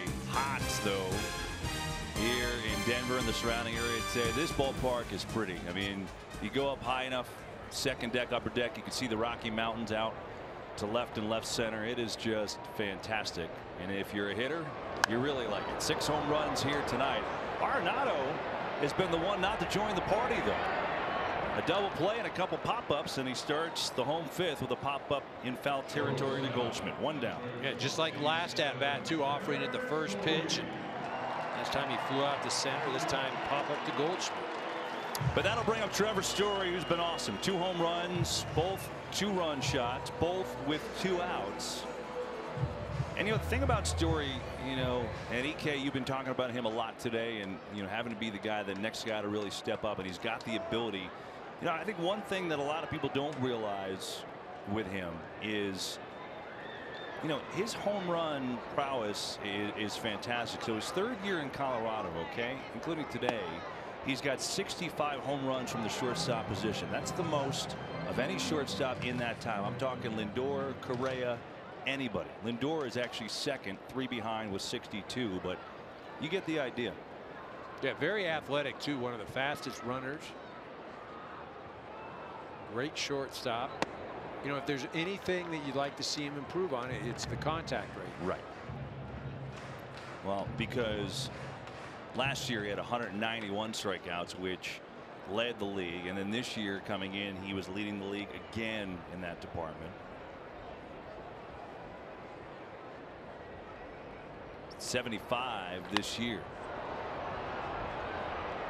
I want to get to the seats. Good crowd today. I mean, considering we started a little earlier, right? The local time zone 5 o'clock, and it was 95 degrees when it started. They do well here. Well, it is, as you mentioned, a great place to watch a ball game. Area around it, a lot of fun for before and after the game. Story is 3 for 3.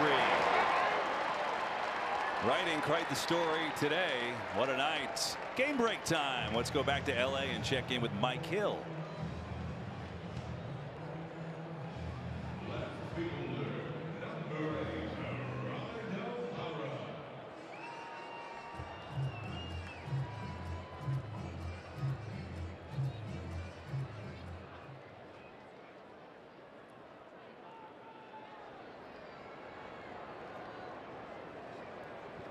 Yankees are pretty good.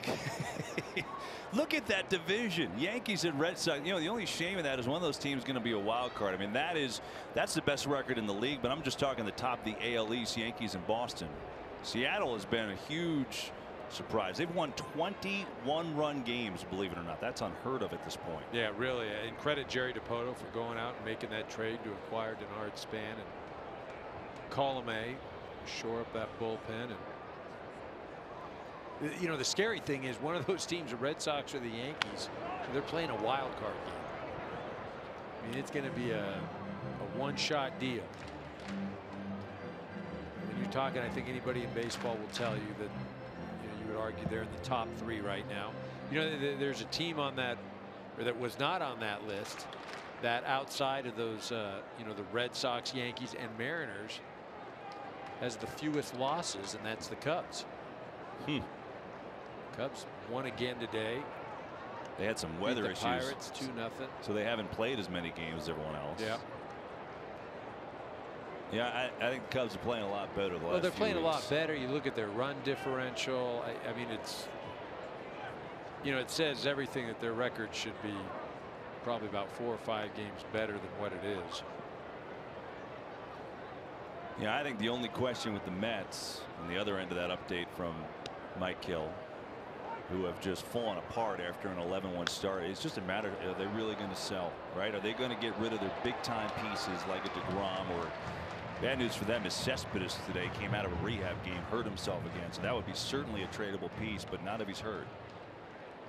Well, the thing that is tough for the Mets or any team that has some pitching is you feel like, I've got the horses to do it. If I can get one more pitcher, one more piece, I can compete very next year. Right. 0-2 to Parra. Struck out twice so far today against Cook. There goes the runner. Ball's upstairs. Here comes a throw, and he is safe. Stolen base for Trevor Story. He's a perfect 9 for 9 on the year. What else is he going to do today? Does he pitch? He doesn't pitch, does he? Well, you never know. Well, you see, he gets a good break on this. As we mentioned, one of the speediest men in baseball. I think the Diamondbacks deciding whether they want to look at this or not. Let's see. They're going to look. Ooh, that was close. Let's see this angle. Oh, he's out. Oh, he's out. He's out by a good couple inches. Yep. So good challenge here by Torey Lovullo and company. Avila with a nice throw, bang bang play, but indeed upon further review he certainly looks like he's out, so they'll take a look. give a little call back to New York, and there should be 2 outs in the inning. Yeah, it's pretty definitive right there. You just wonder what views they're going to get in New York. Nice job of Major League Baseball, quick to the point, and the right call. Well done.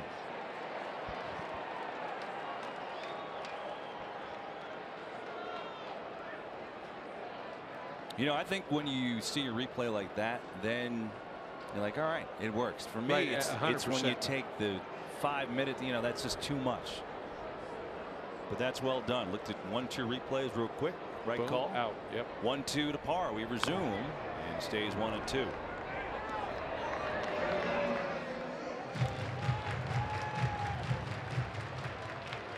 Well, Cook can retire par right now. He will face a minimum 3 hitters.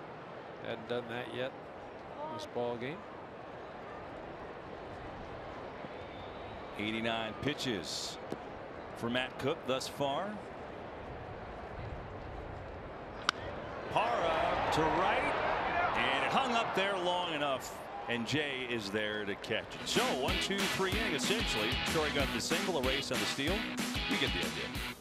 Quick inning. Quick inning.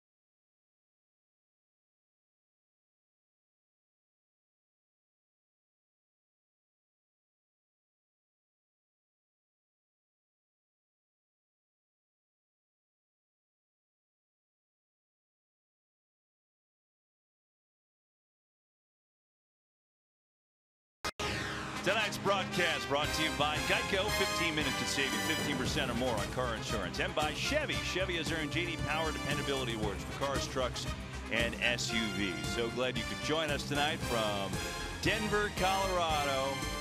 Gorgeous city. A lot of offense here tonight as Torey Lovello talking to Matt Cook, his starter.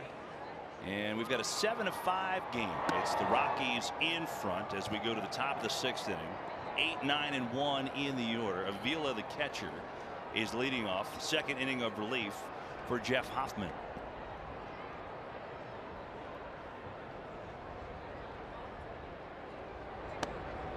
Glad you could join us tonight.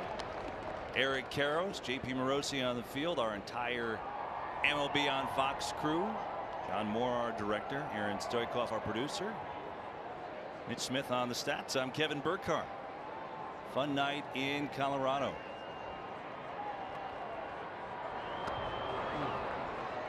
Fun night if you like offense.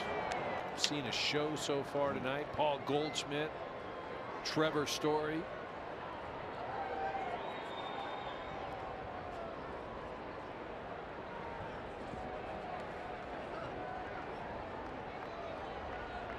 Two-1. Smoked it, but right into the shift, and Avila is retired. JP Morosi in search of more little leaguers, and I'm instructed that he has found them. JP. I have, Kevin. I am here with Paige and Laney and Elle from Golden, Colorado Little League Softball. And Eric Karros, I'm telling you, Paige might be taking your job because she has been very good at analyzing the catching. Paige, what has stood out to you so far? It stood out that the catcher kind of gets down low and puts another hand behind his glove to catch that ball, and it's kind of interesting how he can catch such fast pitches.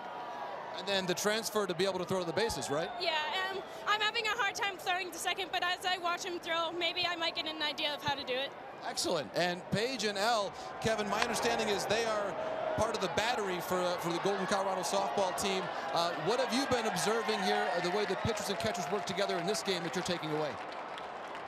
Well, how the pitcher, whenever he pitches, the catcher always catches it.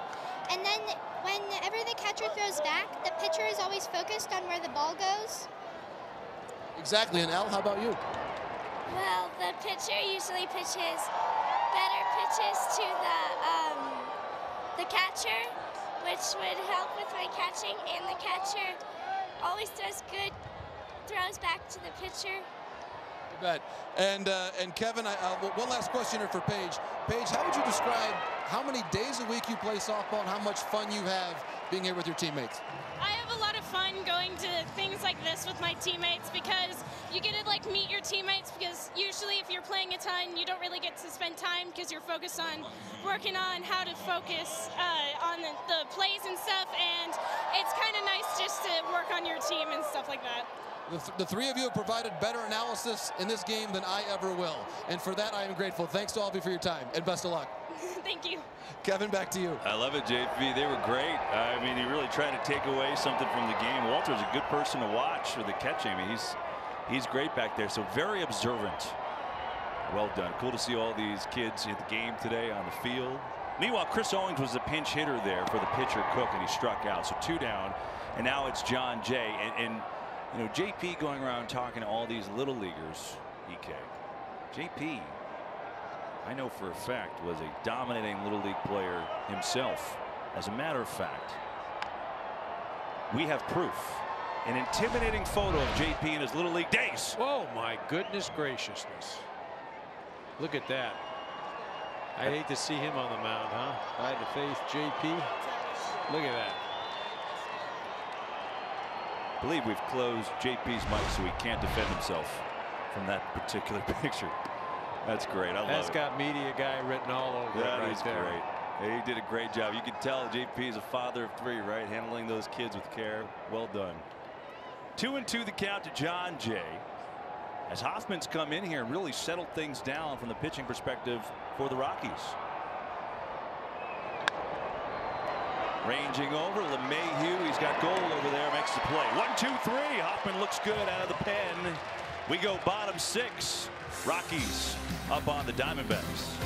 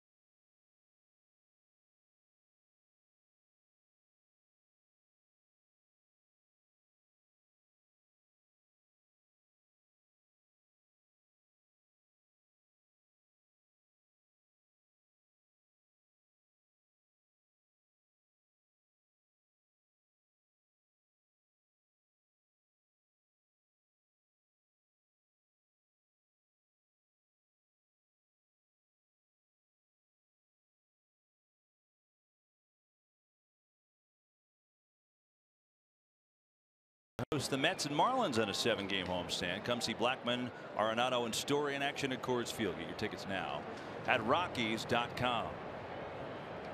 Home 6th inning. Rockies with a 7-5 lead. New pitchers. Matt Cook's day is done. Silvino Bracho delivers his first pitch and promptly grounded to short by Desmond. 1 pitch and 1 away from Bracho. So Matt Cook's day is done. He went 5. He allowed 8 hits, 7 runs, 5 of those earned, 2 strikeouts, 3 home runs allowed by Cook as we look at Bracho's numbers. Well, you see, pretty darn good. You got the 1 ERA. Again, now he's coming in here. He's going to be asked to give a couple innings, get that lead turned over, that deficit, keep the game within 2 runs. Again, 2 runs is nothing here. Here's Cuevas. Had a good night, but swing and a miss wildly at the off speed, and it's 0-1. Again, for those of you just flipping on the game, Cuevas was a late lineup change. Carlos Gonzalez was initially the right fielder, but then had some back tightness, back spasms for the game, so he got the day off. And Cuevas 2 for 2, double, single run score. See, Silvino, not a very big man, 5'9", 5'10". There's Cargo.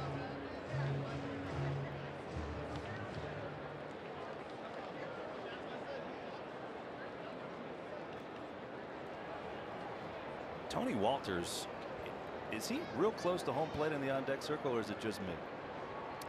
That would be really close, right? I mean, he's almost in the on deck or the batter's box. I mean, you look at where he's standing, and they've got those little pads where you're supposed to be. Well, what he's trying to do is to get an advantage. Time up, yeah. You time the pitcher. Yeah, you almost feel like you're in the box right there. But if you're Torey Lovullo, can you say something? You could say something right now. I mean, sometimes, you know, the old stories of Bob Gibson of the Cardinals, a Hall of Famer, if he was pitching and something like that was going on, you know where that first pitch would be. It wouldn't be out over the plate. No, it would not. Well, we'll see if that helps, as Walters will take his try with 2 outs and nobody on. 0 for 2, but you've really seen his defensive ability tonight as EK has flashed. I mean, he's really good behind the dish. I mean, as of right now, the at-bat Goldschmidt with the bases loaded, I mean, it was really, Bettis gets credit for the strikeout, and he made some nice pitches, but the 3-1 pitch, Walters did a great job of bringing that into the zone and getting a called strike.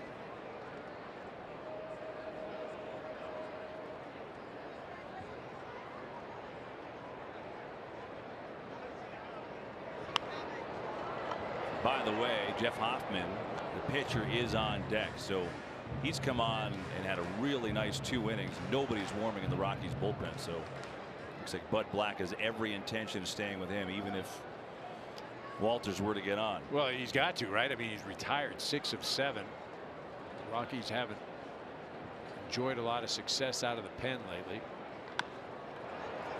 Popped up. Who's going to make the call? Shortstop Ahmed, inning over. Nice job. Silvino Bracho comes in, sets the Rockies down in order. We're through 6 in Denver.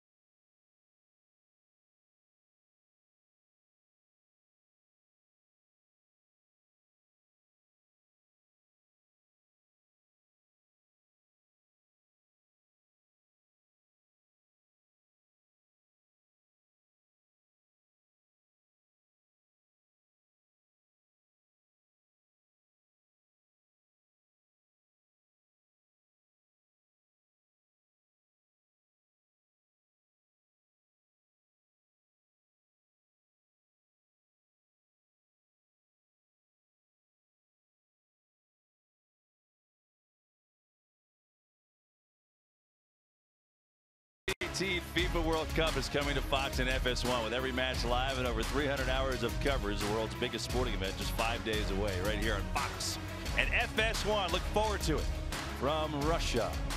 Top of the 7th inning. Here's Goldschmidt against Hoffman. Goldschmidt 2 home runs tonight. He had 2 home runs last night. And Hoffman's done a nice job. He settled this game down out of the pen. 2 real good innings. Only 1 hit.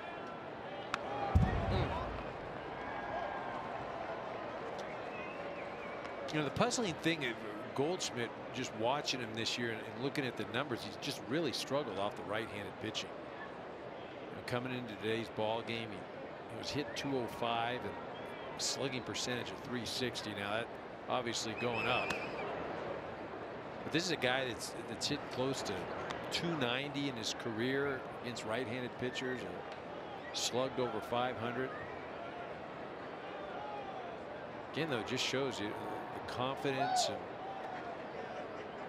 if you don't have it, I don't care how great you are. 1-2. It's a great point. I mean, guy's a 5-time All-Star. He's a terrific player. It just goes to show you that anybody can go through, right? But you can go through, and the thing is, you as great as he is, you legitimately start to doubt yourself. You wonder, am I ever going to get out of this? Am I ever going to get a hit? And that's why, you know, the mental fortitude that you have to play baseball, second to none. Story can't get there. Another base hit for Goldschmidt. 3 hits tonight in 4 trips, and a leadoff runner on for Arizona.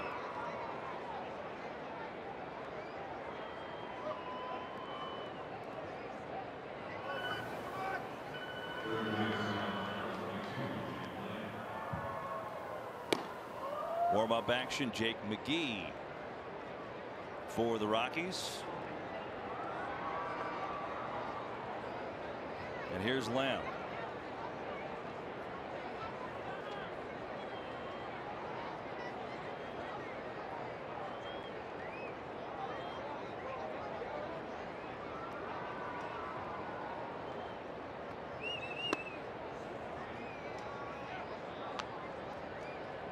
Got the shift on for Lamb. You see a Story basically behind second base.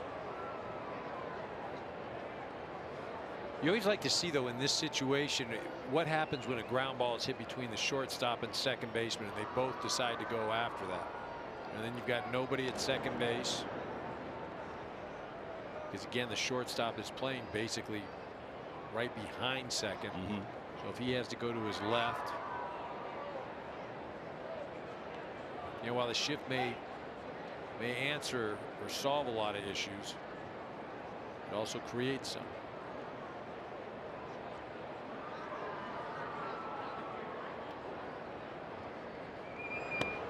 You know, and I think the other thing that creates, I think it's runners in motion, right? I mean, you know, Goldschmidt, he stole 32 bases a couple years ago, so I think that's another thing that can kind of help offset the shift a little bit. Well, you've got the shortstop right there. You know, what's interesting is you see now the shortstop is shifted to the right side of second base. Arenado has moved over to more a shortstop, kind of up the middle position. This one, though, back to the pitcher. They'll go to second for 1. Here's the relay. Turn in time. Well done. And a double play. Now, Hoffman's a big man, and to jump off the mound, be as athletic as he just showed, real impressive. I mean, here you're just thinking, one, he gets off, fields it, boom, turns, makes a good throw. Story again just having a heck of a day. I mean, that was a quick turn. Defensively, offensively. Big pitch for Hoffman. Yeah, it was. Well done on the defensive end. And just like that, 2 down, bases empty. And it'll be Descalso. 0 for 2, couple strikeouts and a walk so far tonight. And Hoffman is outside for ball number 1.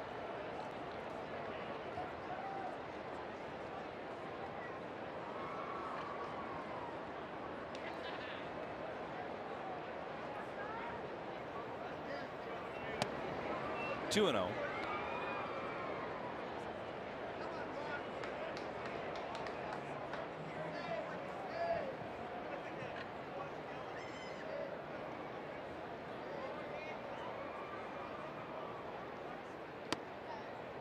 It's quickly 3-0 to Descalso. If you're Bud Black, you're just sitting, man. You know, you just turned a double play. You got Descalso up at the plate. You know, just get after him, get us back in the dugout.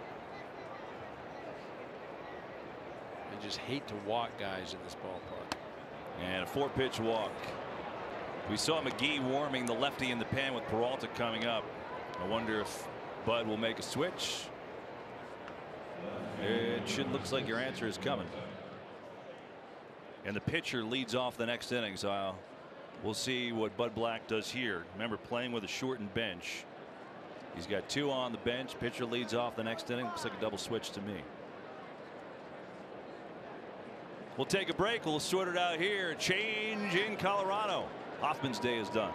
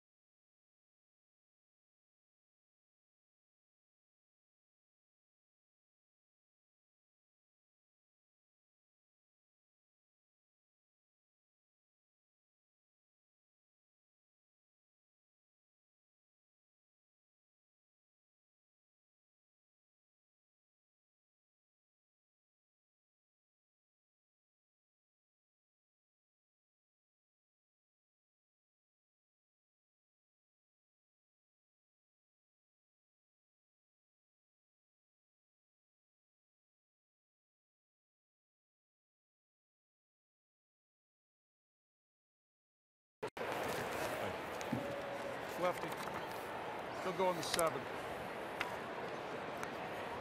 And who's that going to be? That's McGee coming in for Cuevas. Okay. Talkman's going to go to right. All right. Oh, I love that. Get a chance to listen in. Isn't that great? So there it is, the double switch as Bud Black, and new pitcher is McGee, and Peralta gets it in there. Diving attempt to left. Parra can't get it. Goes to the wall. Here comes 1 run coming on in to score. And so a lot happening, and Parra is down. He may have hurt himself on that play. So with the double switch, Tauchman goes to right, McGee into pitch. First pitch, it's a base hit by Peralta, and a run comes in, and it's a 1-run game. And now we check on Parra. Yeah, see the way he landed. And again, because he's a left-handed thrower, you know, he's got to dive across. It's not just like a forehand where he can dive out there, and you see he just lands hard.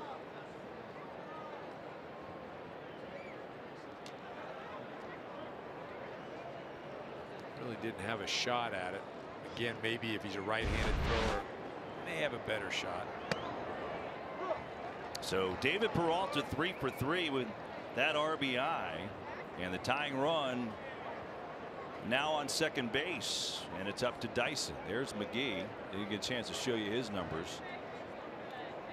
Dyson 0 for 3 tonight, trying to tie this game up in the 7th inning.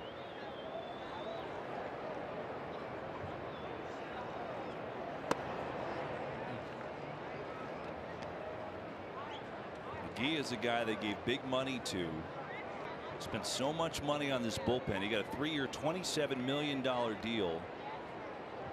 And he was very good last year. Hasn't had the same success this year. Well, they did. You know, the Rockies went out and spent over $100 million, committed $100 million in December to relievers. He and Davis and Brian Shaw. Right now trying to keep Colorado in front. So here it is, the most money on the bullpen in the league by far. I mean, they spent over $100 million on these 3 guys. Shaw has been the real head scratcher. He's been superb his last 3 years in Cleveland. He just has been all over the place this year. And they're expecting him to kind of get back into form. Davis has been good, even though he blew a save the other day. But the bullpen as a whole has not performed. And they have missed their best guy out there, Adam Ottavino, who was a huge difference maker. An oblique injury. But he threw out there today, EK. Bud Black was pretty happy with it. Yeah, he was real excited.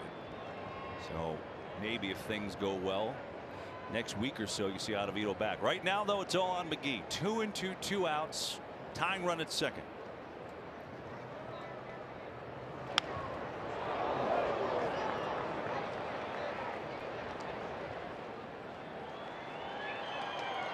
You see that highest in the National League.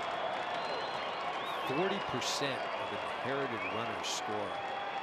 You know, and that's just deflating. It's deflating to your team where, you know, a lot of times where you have a lead and you know, you're just a pitch away from retaining that lead or getting out of an inning and just can't do it. 2-2. Dyson fights it off. And that run was charged to Hoffman, who actually was really good. Just the, like you said, the walk, right? Well, that's it. In this ballpark, the walks, the errors. I mean, you're not going to prevent the home runs or the hits. You just cannot give opportunities.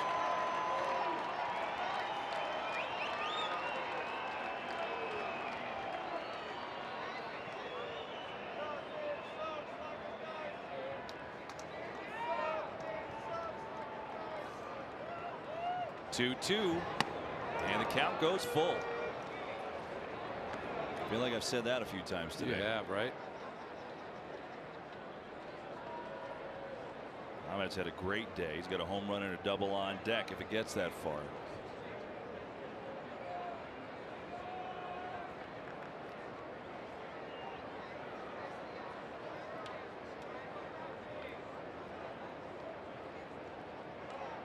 Peralta, the tying run, playing in the 7th. Dyson again fouls it off. Doing a great job. Continuing to battle. And, you know, that's the type of player, the type of hitter I would be great in this ballpark. Just somebody that is going to continue to put the bat on the ball, just fight, doesn't strike out a lot.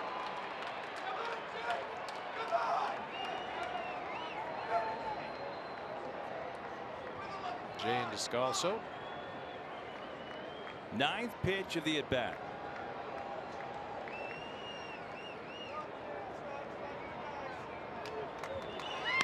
Dyson. Oh, what a stop by Story. It saves the run for now. No chance to get Dyson, who is lightning. But what a play by Trevor Story to keep the Rockies in front. I mean, you could put that. It's another run in the RBI column or something, because you're not going to get any credit defensively for that other than something from your teammates. But that's another run right there. It's a run prevented. It's a heck of an athletic play and has the wherewithal to know that he's not going to throw out Dyson. That's a great at bat by Dyson. Continued to fight off pitches against a nasty left-hander and gets himself a base hit. So dangerous now. Here's Ahmed, who's had a big day, a home run and a double, did ground out to short his last time up.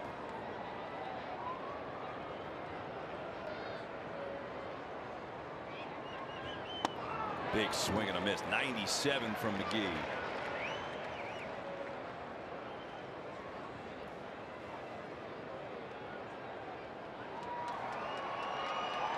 That's pretty hard for Jake. Usually 93, 94 on a fastball.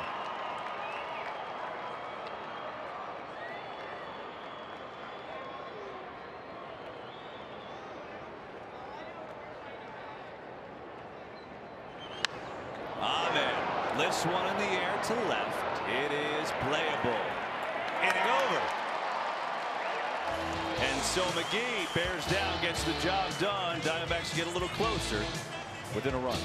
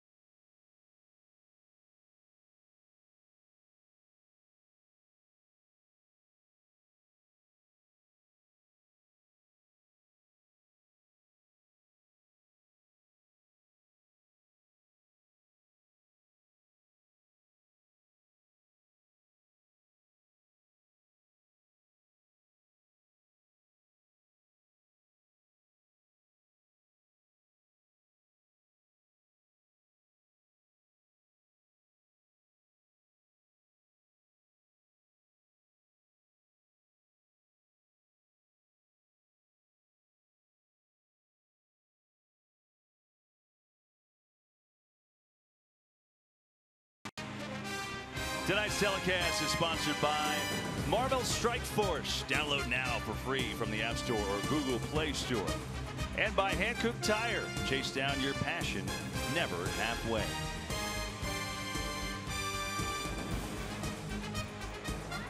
Back to Coors Field, 7-6. Rockies lead, home 7th. As where we go, along with Eric Karros, I'm Kevin Burkhardt. JP Morosi down on the field. Glad to have you aboard tonight. And, you know, Gerardo Parra made that diving attempt. He missed, but he still gets the massage. It's the life of a big leaguer, right? Just wondering where my massage is. Okay. Still work for you. You're asking the wrong guy. Well, I thought I'm I'm next to a big leaguer. I thought you would arrange it up here for us in the booth. Okay. I thought you were asking for one. Not from me. Happening. Not from you. Hey, that's the way you were going with it. Huh?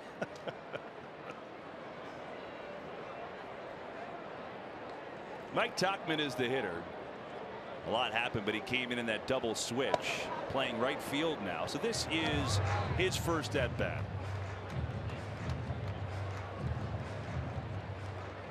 Bracho remains in his second inning of relief for Arizona. Bracho had a 1-2-3 6th inning. Tauchman, 27 years old, out of Bradley University. Late. Down he goes. As a strikeout. Back to the top of the order we go. Hey, we would love to congratulate Brad and Susanna Gemberling on the birth of their baby girl, Grace Whaley Gemberling. Brad Gemberling, he was a 09 draft pick of the Diamondbacks out of Princeton. And his wife, Susanna, welcomed their daughter into the world this morning. 4:40 a.m. Congratulations to both.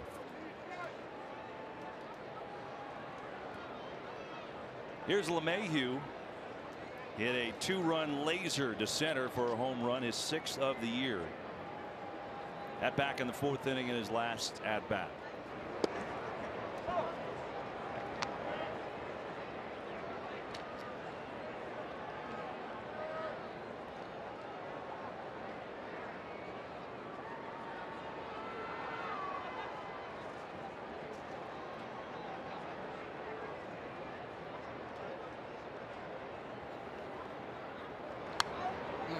Foul back, good cut, and J.P. Morosi, you know, LeMahieu is essentially a power forward at second base, right? Mother Rice High School in Michigan, and DJ LeMahieu at 6'4", the tallest everyday second baseman in the big leagues since this man, George High Pockets Kelly of the 1925 New York Giants. That note coming from the Hall of Fame writer himself, Tracy Ringlesby, whose cowboy hat and great baseball wit is a fixture here at Coors Field. That is a great one. I mean, you can't come to Coors Field and not talk baseball with Tracy. How about 6'4" in 1925? I mean, that's crazy. What's the average height at that time? Right? I don't know, but you know, I mean, the guys that were nicknamed, there's Tracy Ringlesby right there. Guys nicknamed Moose were like 5'10" back then. 1-2 here. LeMahieu goes down swinging 93 miles an hour. Rocco, did you see what he did there? He did a little hesitation. Did his Johnny Cueto. Yeah, that's what pitchers are doing a lot more these days, is they're varying their. Watch this, Bracho. Watch Bracho here. Look at this. Just pause and go. I like that little trickery. Well, it does. It messes up the hitter's timing. A lot of guys are employing that now in their delivery. Any advantage you can get, right? Well, yeah. Charlie Blackmon. Wails off the booth next to us. Tell you what, Bracho's done a heck of a job so far. He has. Arizona's bullpen has been good all year. I mean, you know, you get the headliners with Archie Bradley as the main cog and Boxberger at the closer, but bullpen overall got the second best bullpen ERA in the league, and I know you know who's number one. That's the Brewers. Got to be Milwaukee. Yeah. Mr. Hader.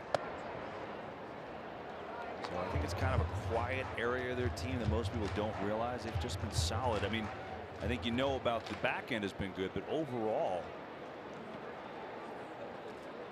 just contributions. Yeah, they really have.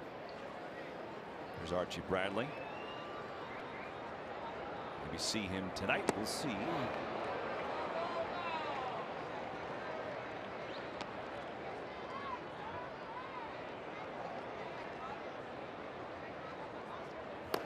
Brian Shaw down there. I'm interested to watch him pitch. Well, you just want to start seeing the consistency, especially on that slider. You know, sometimes it breaks a lot, and others not too often. There, quick pitch. Look at that. We've had the hesitation. Then we did the quick pitch. Watch this. We saw that hesitation earlier. This is like, oh, here we go. Charlie Blackmon looking at it like, hey, come on.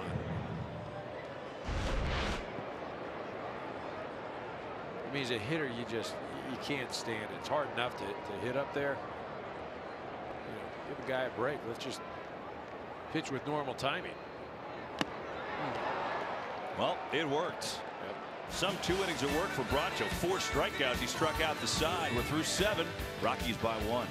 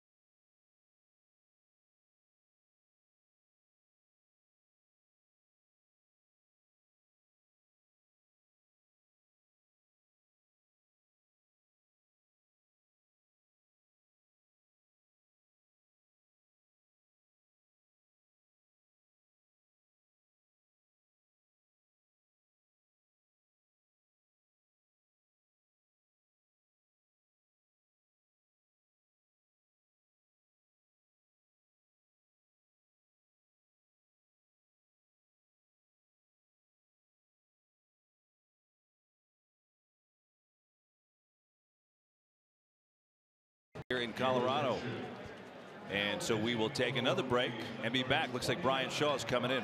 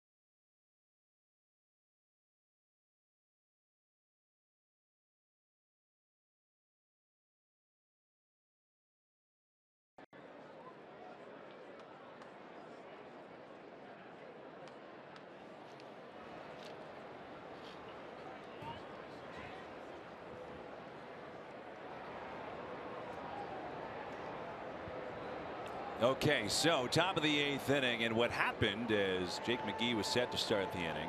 Bud Black was waiting for Torey Lovullo to announce a pinch hitter. They did. John Ryan Murphy, who stays in a hit, and that's why he made the late change to Brian Shaw. So here we go. 1-run game as this Colorado bullpen trying to hold on here, something they've struggled mightily doing the last few weeks. And here's Shaw, who has led the league in appearances the last 3 years and been great, signed to a big money deal and just trying to find his old magic. But it's 2-0. Yeah, and the problem is he just hasn't been able to control that pitch right there. Sometimes it breaks a lot, sometimes it doesn't break much. You know, there just hasn't been a lot of consistency. Bud Black, though, showing confidence. He really feels like he's going to come around. And his track record certainly would show it. There's a strike.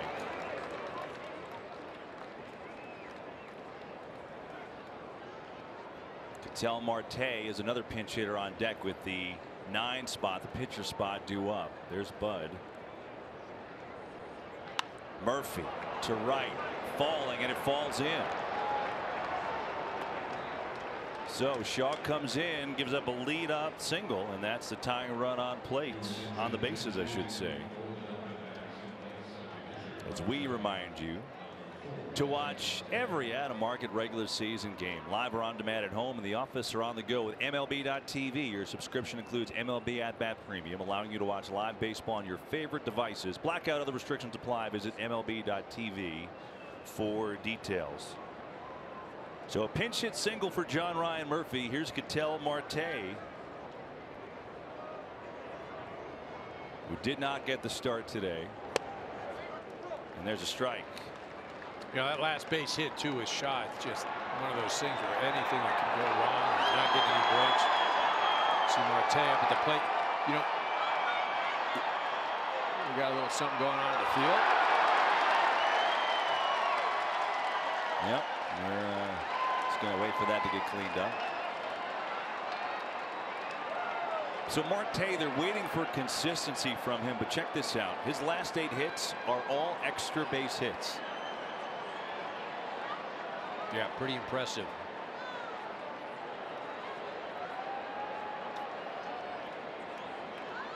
Right now, it's what Torey Lovullo is looking for.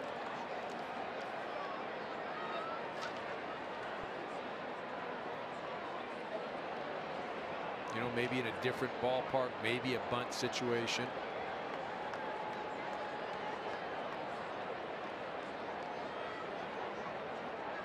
Not much of a lead.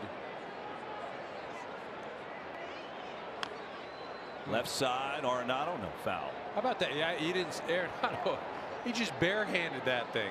I mean, that thing was bouncing down the line. It was foul, but he went over there, he barehanded that thing. I mean, this guy, just look at this. And that's not easy. It just shoots up, easily grabs it. I mean, even on foul balls, this guy's sweet.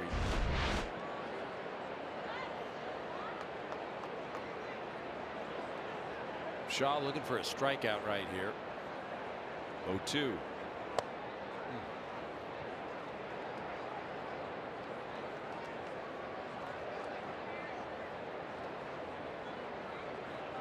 Double play would be great, but again, it just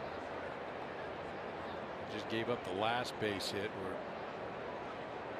anytime you put the ball in play, you have an opportunity to do something here.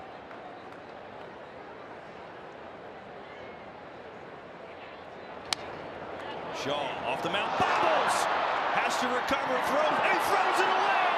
Down the line it goes. John Ryan Murphy being waved home. Here comes the throw home. He is safe, and we are tied. Wow.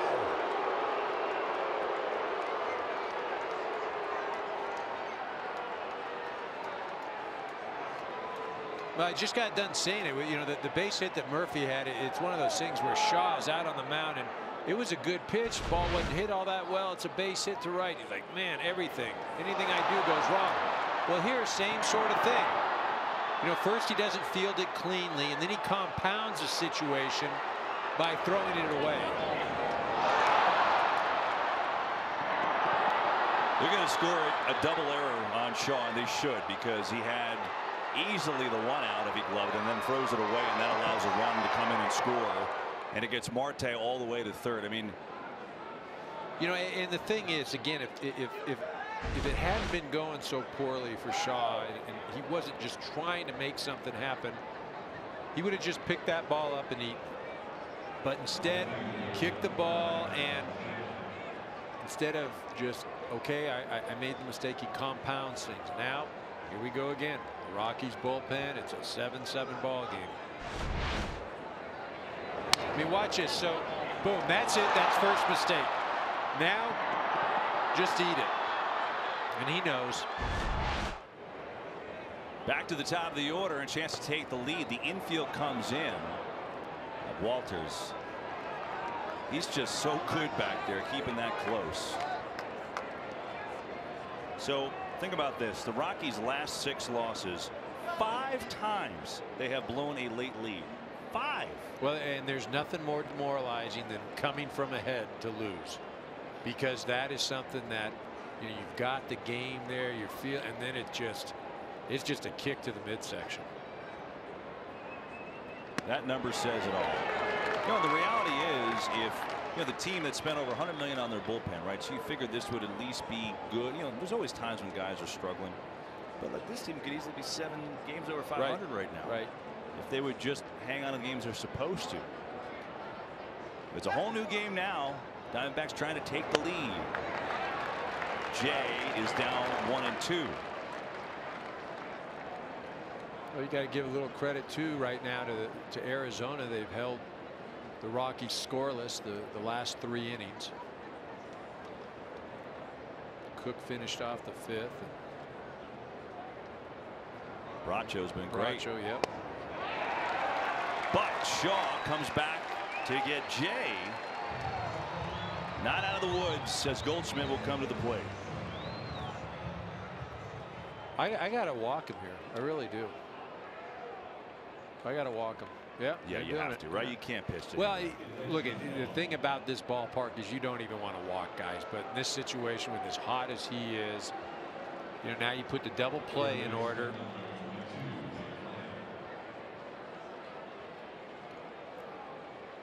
Looking for a ground ball or a strikeout here.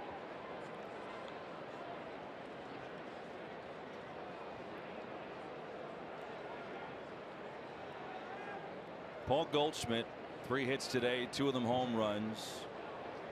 Done it in 4 straight games. It's the longest streak in franchise history. Also got 4 home runs the last 2 nights. I'm telling you, he's sleeping well at night now. He is. Here's Jake Lamb. Runners on the corners. 1 out. Strike 1. 97 from Shaw.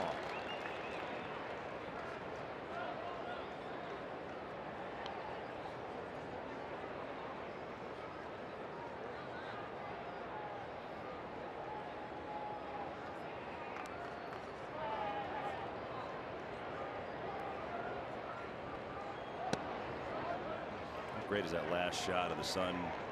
Final moments over the mountains here in Colorado. Look at that. Yeah, about 20 or 30 minutes ago, if you're playing first base, though, is not good because it's coming right into your face from third and short. Any ground ball that's hit that way. Todd Helton, I don't know how he did it for all those years. 1-1. Another block by Walters keeps the runners at bay. I mean, the athleticism, I get tired of probably hearing about it, but it really is. To watch it, you say, this is crazy how well he moves back there, the agility, how nimble he is. He's honestly as good as I've seen. No, right? Really? It just. And he's like Gumby back there. Gumby, that for those of you way back when, that was a elastic figure that could move anywhere. Line drive. It gets through. Lamb delivers, and the Diamondbacks take the lead.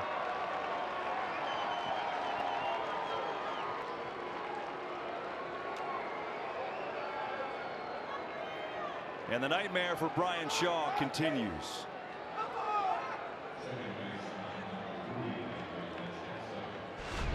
Well, Shaw gets a ground ball, and this thing just eludes the dive, and it just won. Oh man, it's another thing after another. Story just out of the reach. 4th lead change tonight. Still runners at the corners, and it's Descalso, the hitter, swinging at the first pitch and fouling it off.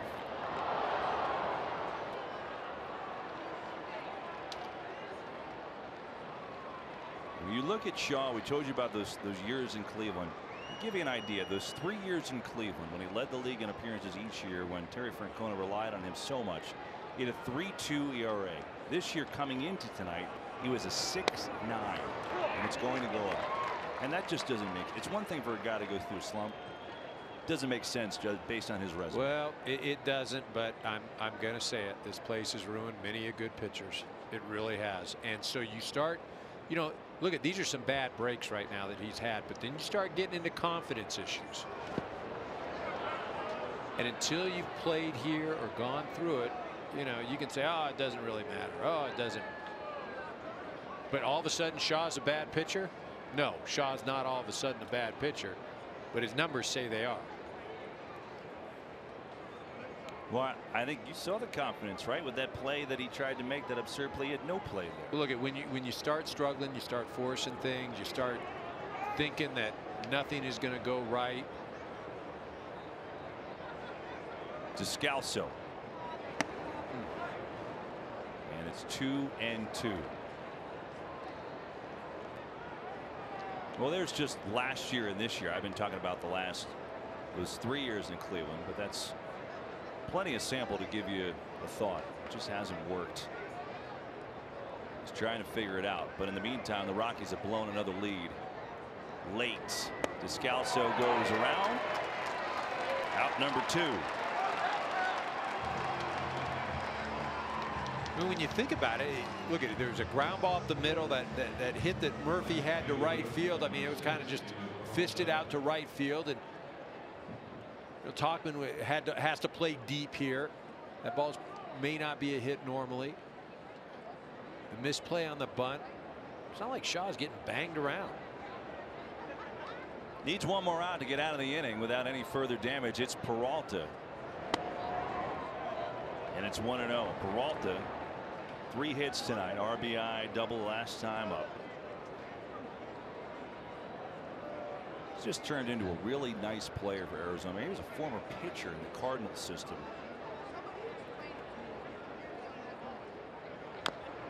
And you know what? in a conversation with Rick Ankiel before he got released, and Ankiel said, "You know what, man, you should go for it." He went back to Venezuela. He trained and trained and trained. He came back to the States and played independent ball. And now he's a really consistent performer. Really is. And Ankiel, for those that don't remember, pitcher, struggled with the Cardinals with some control issues and turned into a pretty good hitting outfielder. They will not throw down to second base as Lamb takes it easily on the steal. And so that makes it second and third. I'm just feeling old because you had to actually explain Gumby. I mean, I never thought I'd see the day. Well, we can get into Pokey as well. Pokey and Gumby, right? All right, we got ourselves a ball game here. Big pitch, big hitter. 1-2.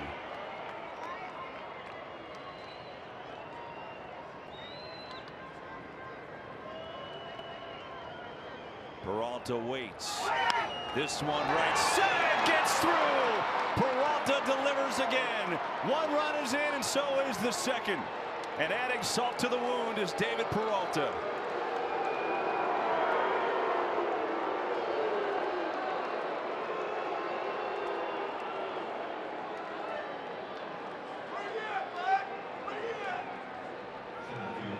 And the boos rain down at Coors Field for Brian Shaw.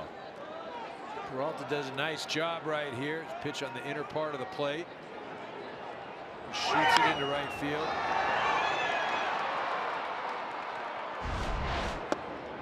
I can tell you though, when you're struggling, whether it's a hitter or pitcher or even as a team, when you're in these sort of situations, it just seems like there is no light at the end of the tunnel. And the cliche is, if it is, it's an oncoming train. And you got to grind. You just got to keep going out there. You keep playing. It's a long, long season. And that's the only thing you can do. Nobody's going to feel sorry for you. Nobody cares except maybe your family and a few fans. But the other team's going to be out there just trying to keep knocking you down. It is a 4-run inning for Arizona.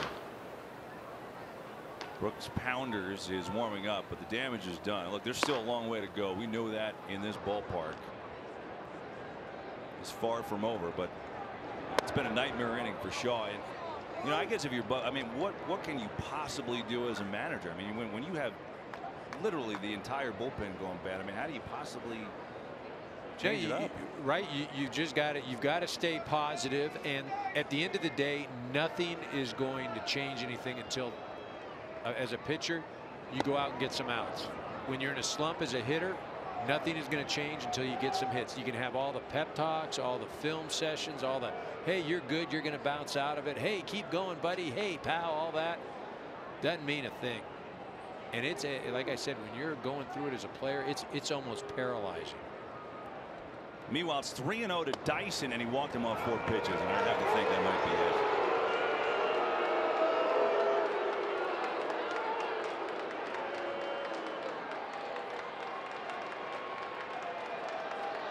Steve Foster, the pitching coach, going to come out. Look, this is just an idea of what's going on in this inning. A routine play, should have at least got 1, maybe 2. It was a double error. Then Peralta with a real big hit. It was a 1-run game that brought in a couple more, and Shaw now a 4-pitch walk to Dyson. It's kind of ironic because this is Little League Day today, right?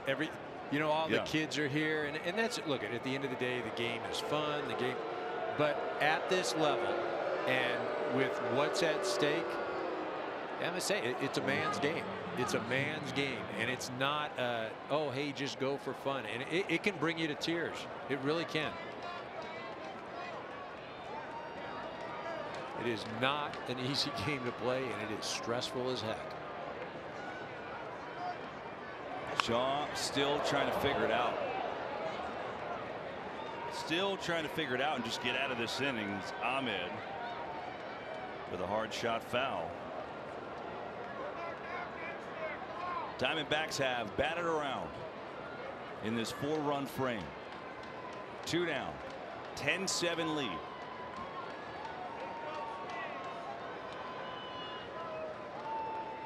John Ryan Murphy, who started the inning with a pinch hit single, is on deck.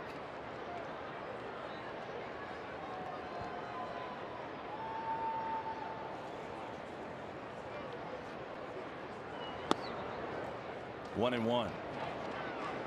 You know, and EK, you know, this Rockies team, look, they're a playoff team last year. They certainly could be a playoff team this year with the talent that they have, but they can't with the way things are going in the bullpen for this extended period of time. I mean, last 8 games now, 0-5, an ERA approaching 9, 4 blown saves. Can't win with that. No, and you know, there are certain players that, you know, when a team gets back, they say, oh, okay, now this makes our team whole. You know, you look back at the Dodgers a couple weeks ago, you know, Justin Turner returned, and, you know, he has solidified a lot of different things. Ottavino, when he gets back, I mean, that changes the whole complexion of this bullpen.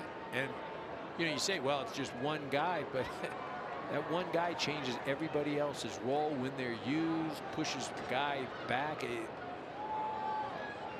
know, it's can you weather this? 1-2 to Ahmed. 2-2. And we're not talking about can they weather it. Oh my goodness, they're going to be out of the race. That's not the point at all. The point is, though, mentally, can you get through this? You know, can you get your confidence back, you know, in this situation as a reliever?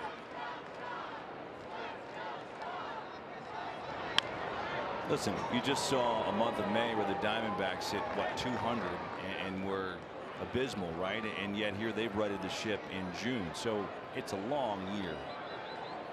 And there is time to right the ship.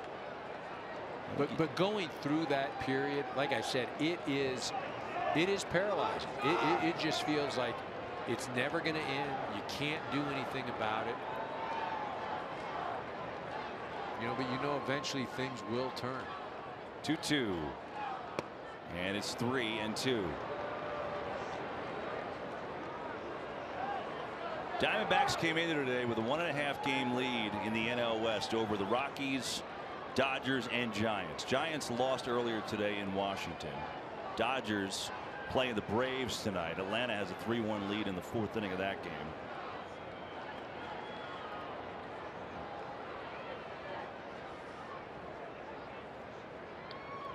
Payoff pitch coming. Runners go. And to right.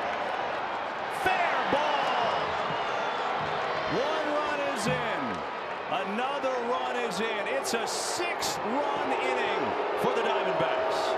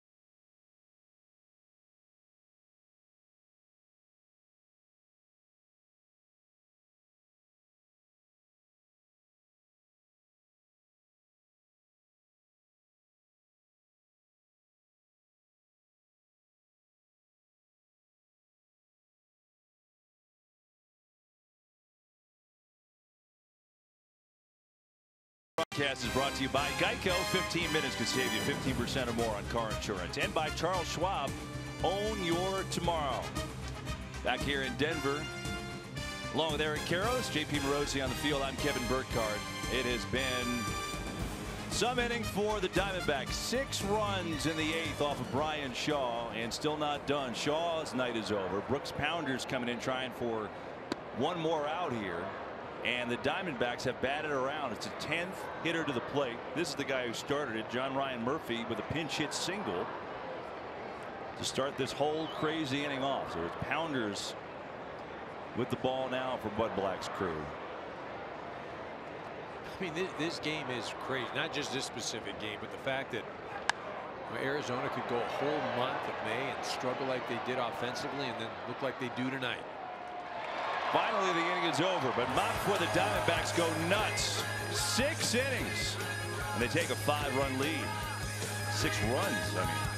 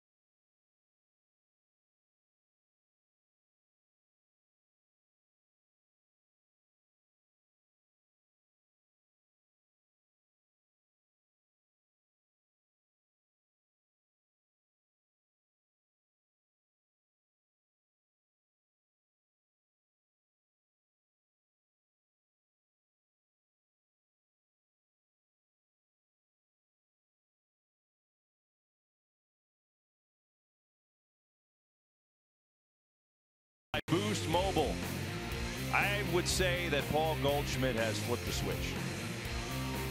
He was ice cold for the last 48 games, but last 14, yeah, not ice cold anymore. Red hot. 4 home runs in this series in 2 games. Well, I mean, and the thing too is you go from, you know, a couple weeks ago feeling like I got no chance of ever getting a hit to now feeling invincible. So the Diamondbacks erupt. A 6-run 8th inning off of Brian Shaw. Only one of them earned, by the way. Shaw had the double error, which really opened the floodgates. John Ryan Murphy, who hit twice in that inning as a pinch hitter, stays in to do the catching.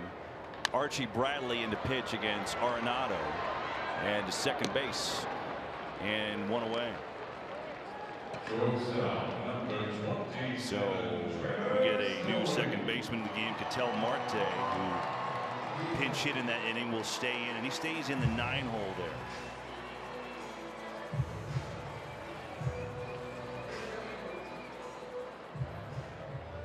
Archie Bradley, he's the guy.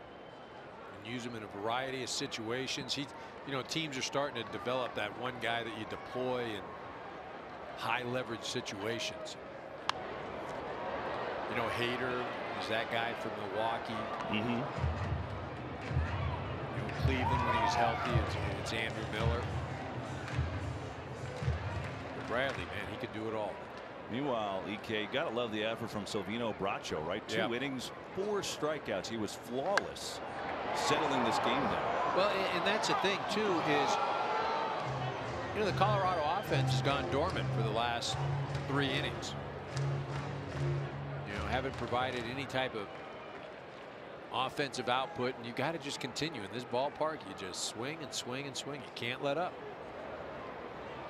And Story has had a great day, both defensively and offensively. Really, I mean, 3 hits, 2 home runs, 4 RBIs.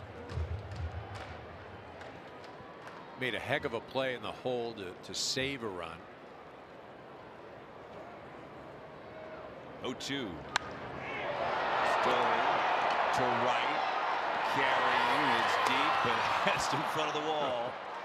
And Story is retired.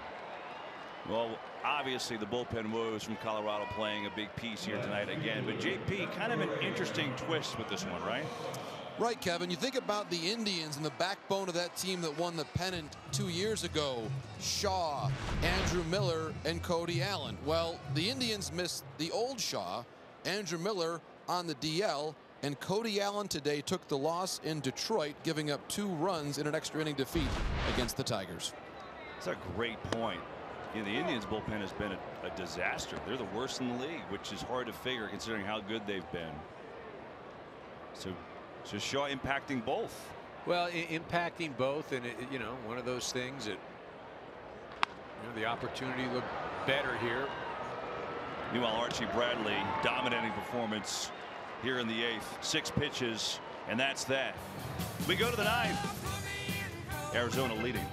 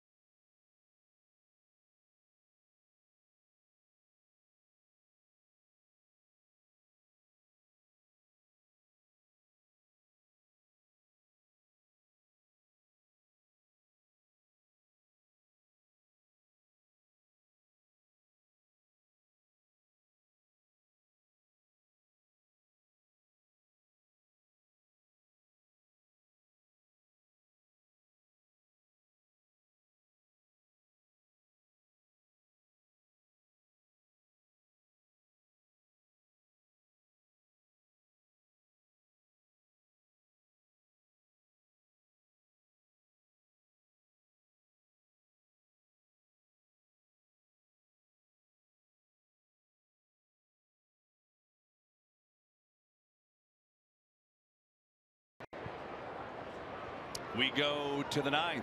Diamondbacks up 12-7 on the Rockies thanks to a 6-run 8th inning. And now Ketel Marte, who came on as a pinch hitter in that rally in the 8th, stayed on to play second, hits in the 9 hole. So the pitching spot is now in the cleanup spot because Descalso left the game. He happened to be scoring at home. And it's 1-1 to Marte. Brooks Pounders remains in the game out of the pen for Colorado. You know, EK, there's a lot of things, you know, talk about the bullpen and things like that in Colorado in this rut. But the one thing which doesn't quite make sense, and I get the pitching has a lot to do with it. When was the last time you saw the Rockies 11-17 at Coors Field and about to be 11-18 unless they come back here? That's wild. No, it really is, because it's always been felt like a home field advantage. You know, and offensively, the Rockies aren't playing as they have in the past. You know, the last few years they lead the National League in runs. You know, they're not there this year. You know, they've had some struggles. They haven't had the consistency throughout the lineup. That's always been a staple for them, is the ability to score runs.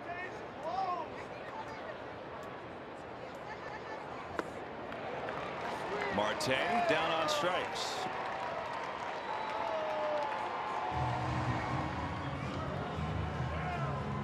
June 11th, that's when the Diamondbacks return to Arizona to begin 7-game homestand against the Pirates and the Mets. Get your tickets now to see Goldschmidt, Lamb, and Peralta in action. Chase Field.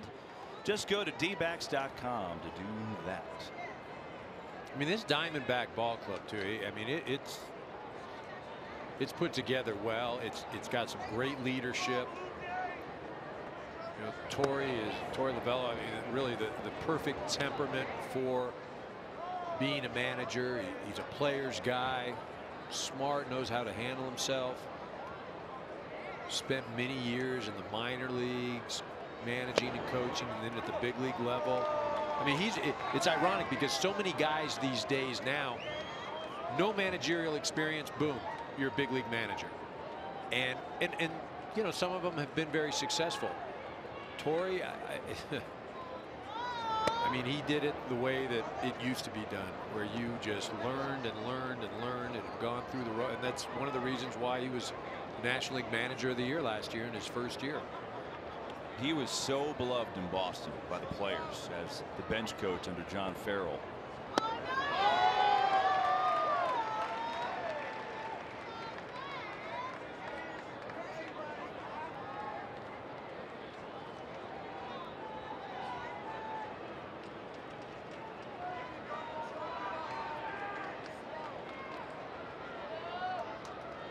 Two and two is the count to John Jay.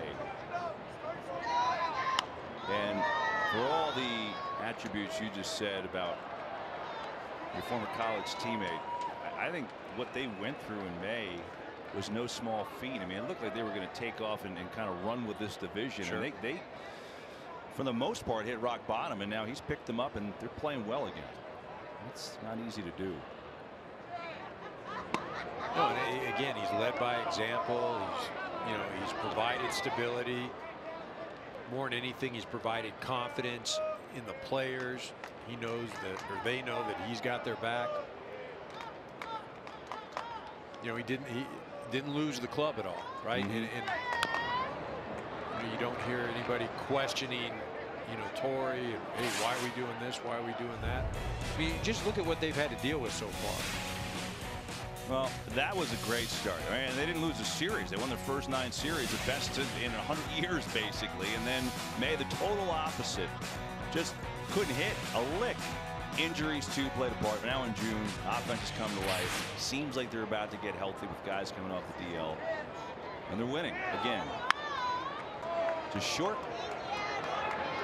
Jay retired. 2 down.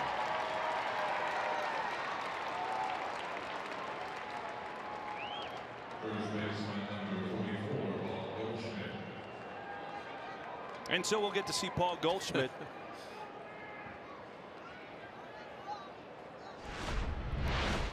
Now this is the 1987 UCLA Bruins. Torey Lovullo highlighted. Eric Karros highlighted. You guys were on the right side of the infield together, right? Yeah, he was a second baseman. I played first. I tell you, he was one of the best players in the country that year. Look at this. Goldschmidt is asking Walters, hey, why are you doing? Why are you hitting me here?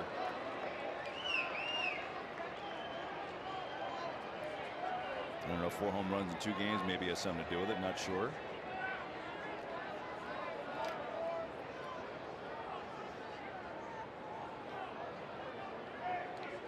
So we'll see if there's any repercussions from that as Goldschmidt takes his base on base for the 5th time tonight.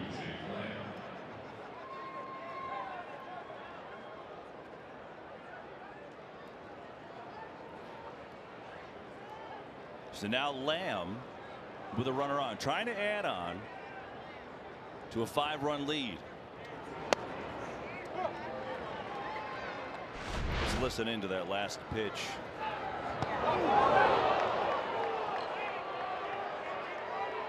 I mean, that, as Sandy Alderson would say, the optics don't look good right there. I mean, that's just a fastball just right up there. And you can say you were trying to go in, but if you're not good enough to go in, then, you know, well, somebody wears it on Colorado. And it right now? I mean, no, because you want to, so you're going to get a guy that's comparable to Goldschmidt. But tomorrow, you're saying? Sometime. Okay. Well, they play a lot during the regular season. 0-2 the count to Lamb here. Lamb goes down. Some hard feelings for Arizona, I'm sure, but right now they're concerned with locking this game down. See if they can do it. Rockies' last chance, down by 5. Bottom 9 we go.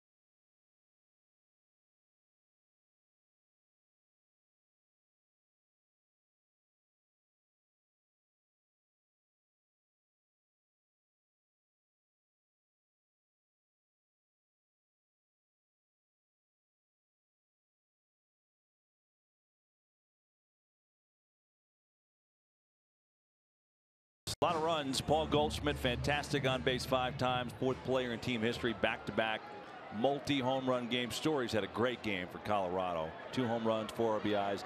Diamondbacks going nuts, 6 runs on 4 hits in the 8th inning to take control here. And this offense has come back to life in the month of June. A 10-run game for just the 2nd time this year. And now trying to close things out as Fernando Salas will come in the 9th to face Ian Desmond.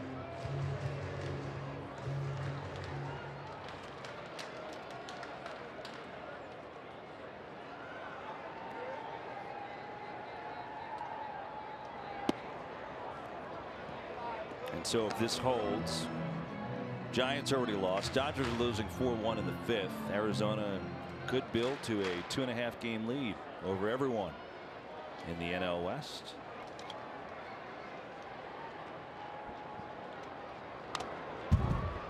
One and 2 to Ian Desmond. Well, speaking with Torey Lovello before the game, you know, I asked him, you know, what is going to separate one team from another in this division?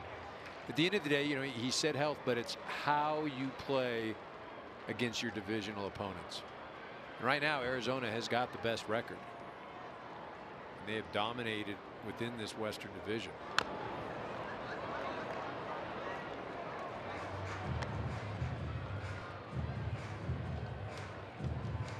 Yeah, and I'd have to think again with how things are going. Robbie Ray threw today.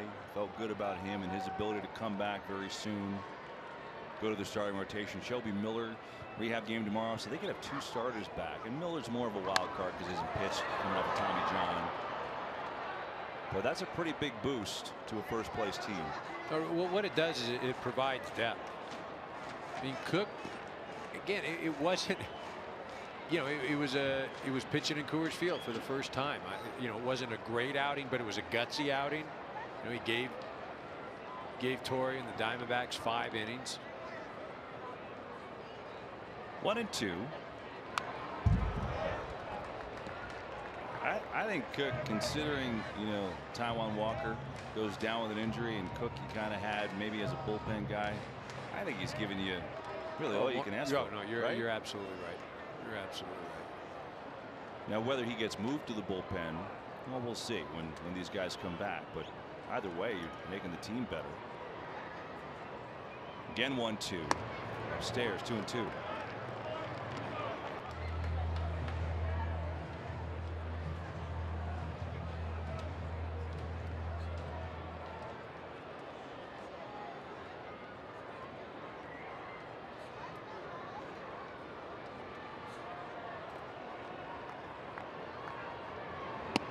Got him. Desmond retired. 1 down. The 2018 Camping World MLB All-Star Ballot now open and exclusively online. You can vote for your favorite players at MLB.com/vote. Catch all the excitement of the 89th MLB All-Star Game presented by MasterCard July 17th live on Fox and ESPN Radio.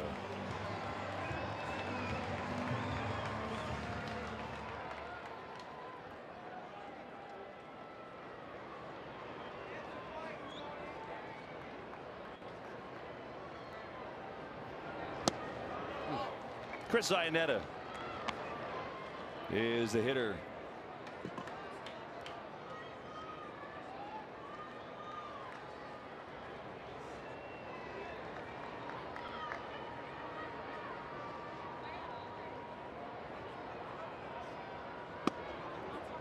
Iannetta 0-2, pinch hitting here.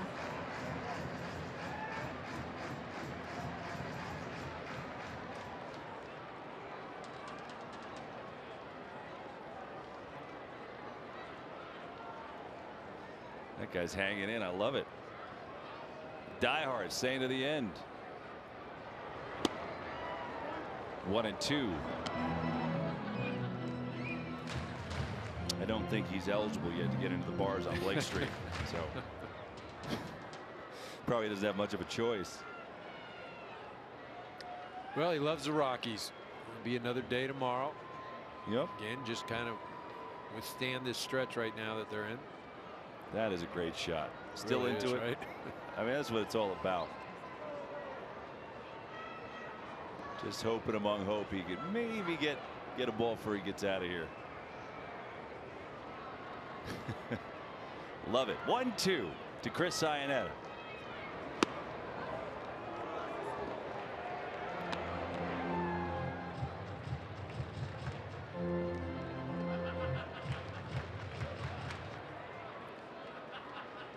There you go. That's the story of the game. J.P. Morosi, our incredible sideline man, has been all over the stadium for Iannetta, deep to right. This one is bangs off the wall, and Iannetta hits so hard he stops at first. No reason to chance it. You need a 5 spot here, and the Rockies have a 1-out base runner.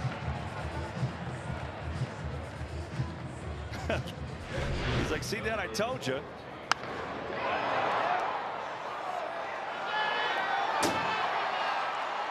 Guys, as far as that photo from my 12-year-old year of Little League in the great city of Essexville, Michigan, I still feel as excited about baseball now as I did then. JP, that's why we love you. Thanks, guys. You are the best. Great job today talking to those Little Leaguers, too. That was fun. So, Iannetta on, trying to extend this game. Tony Walters, the catcher, now up. Walters 0 for 3. At the plate.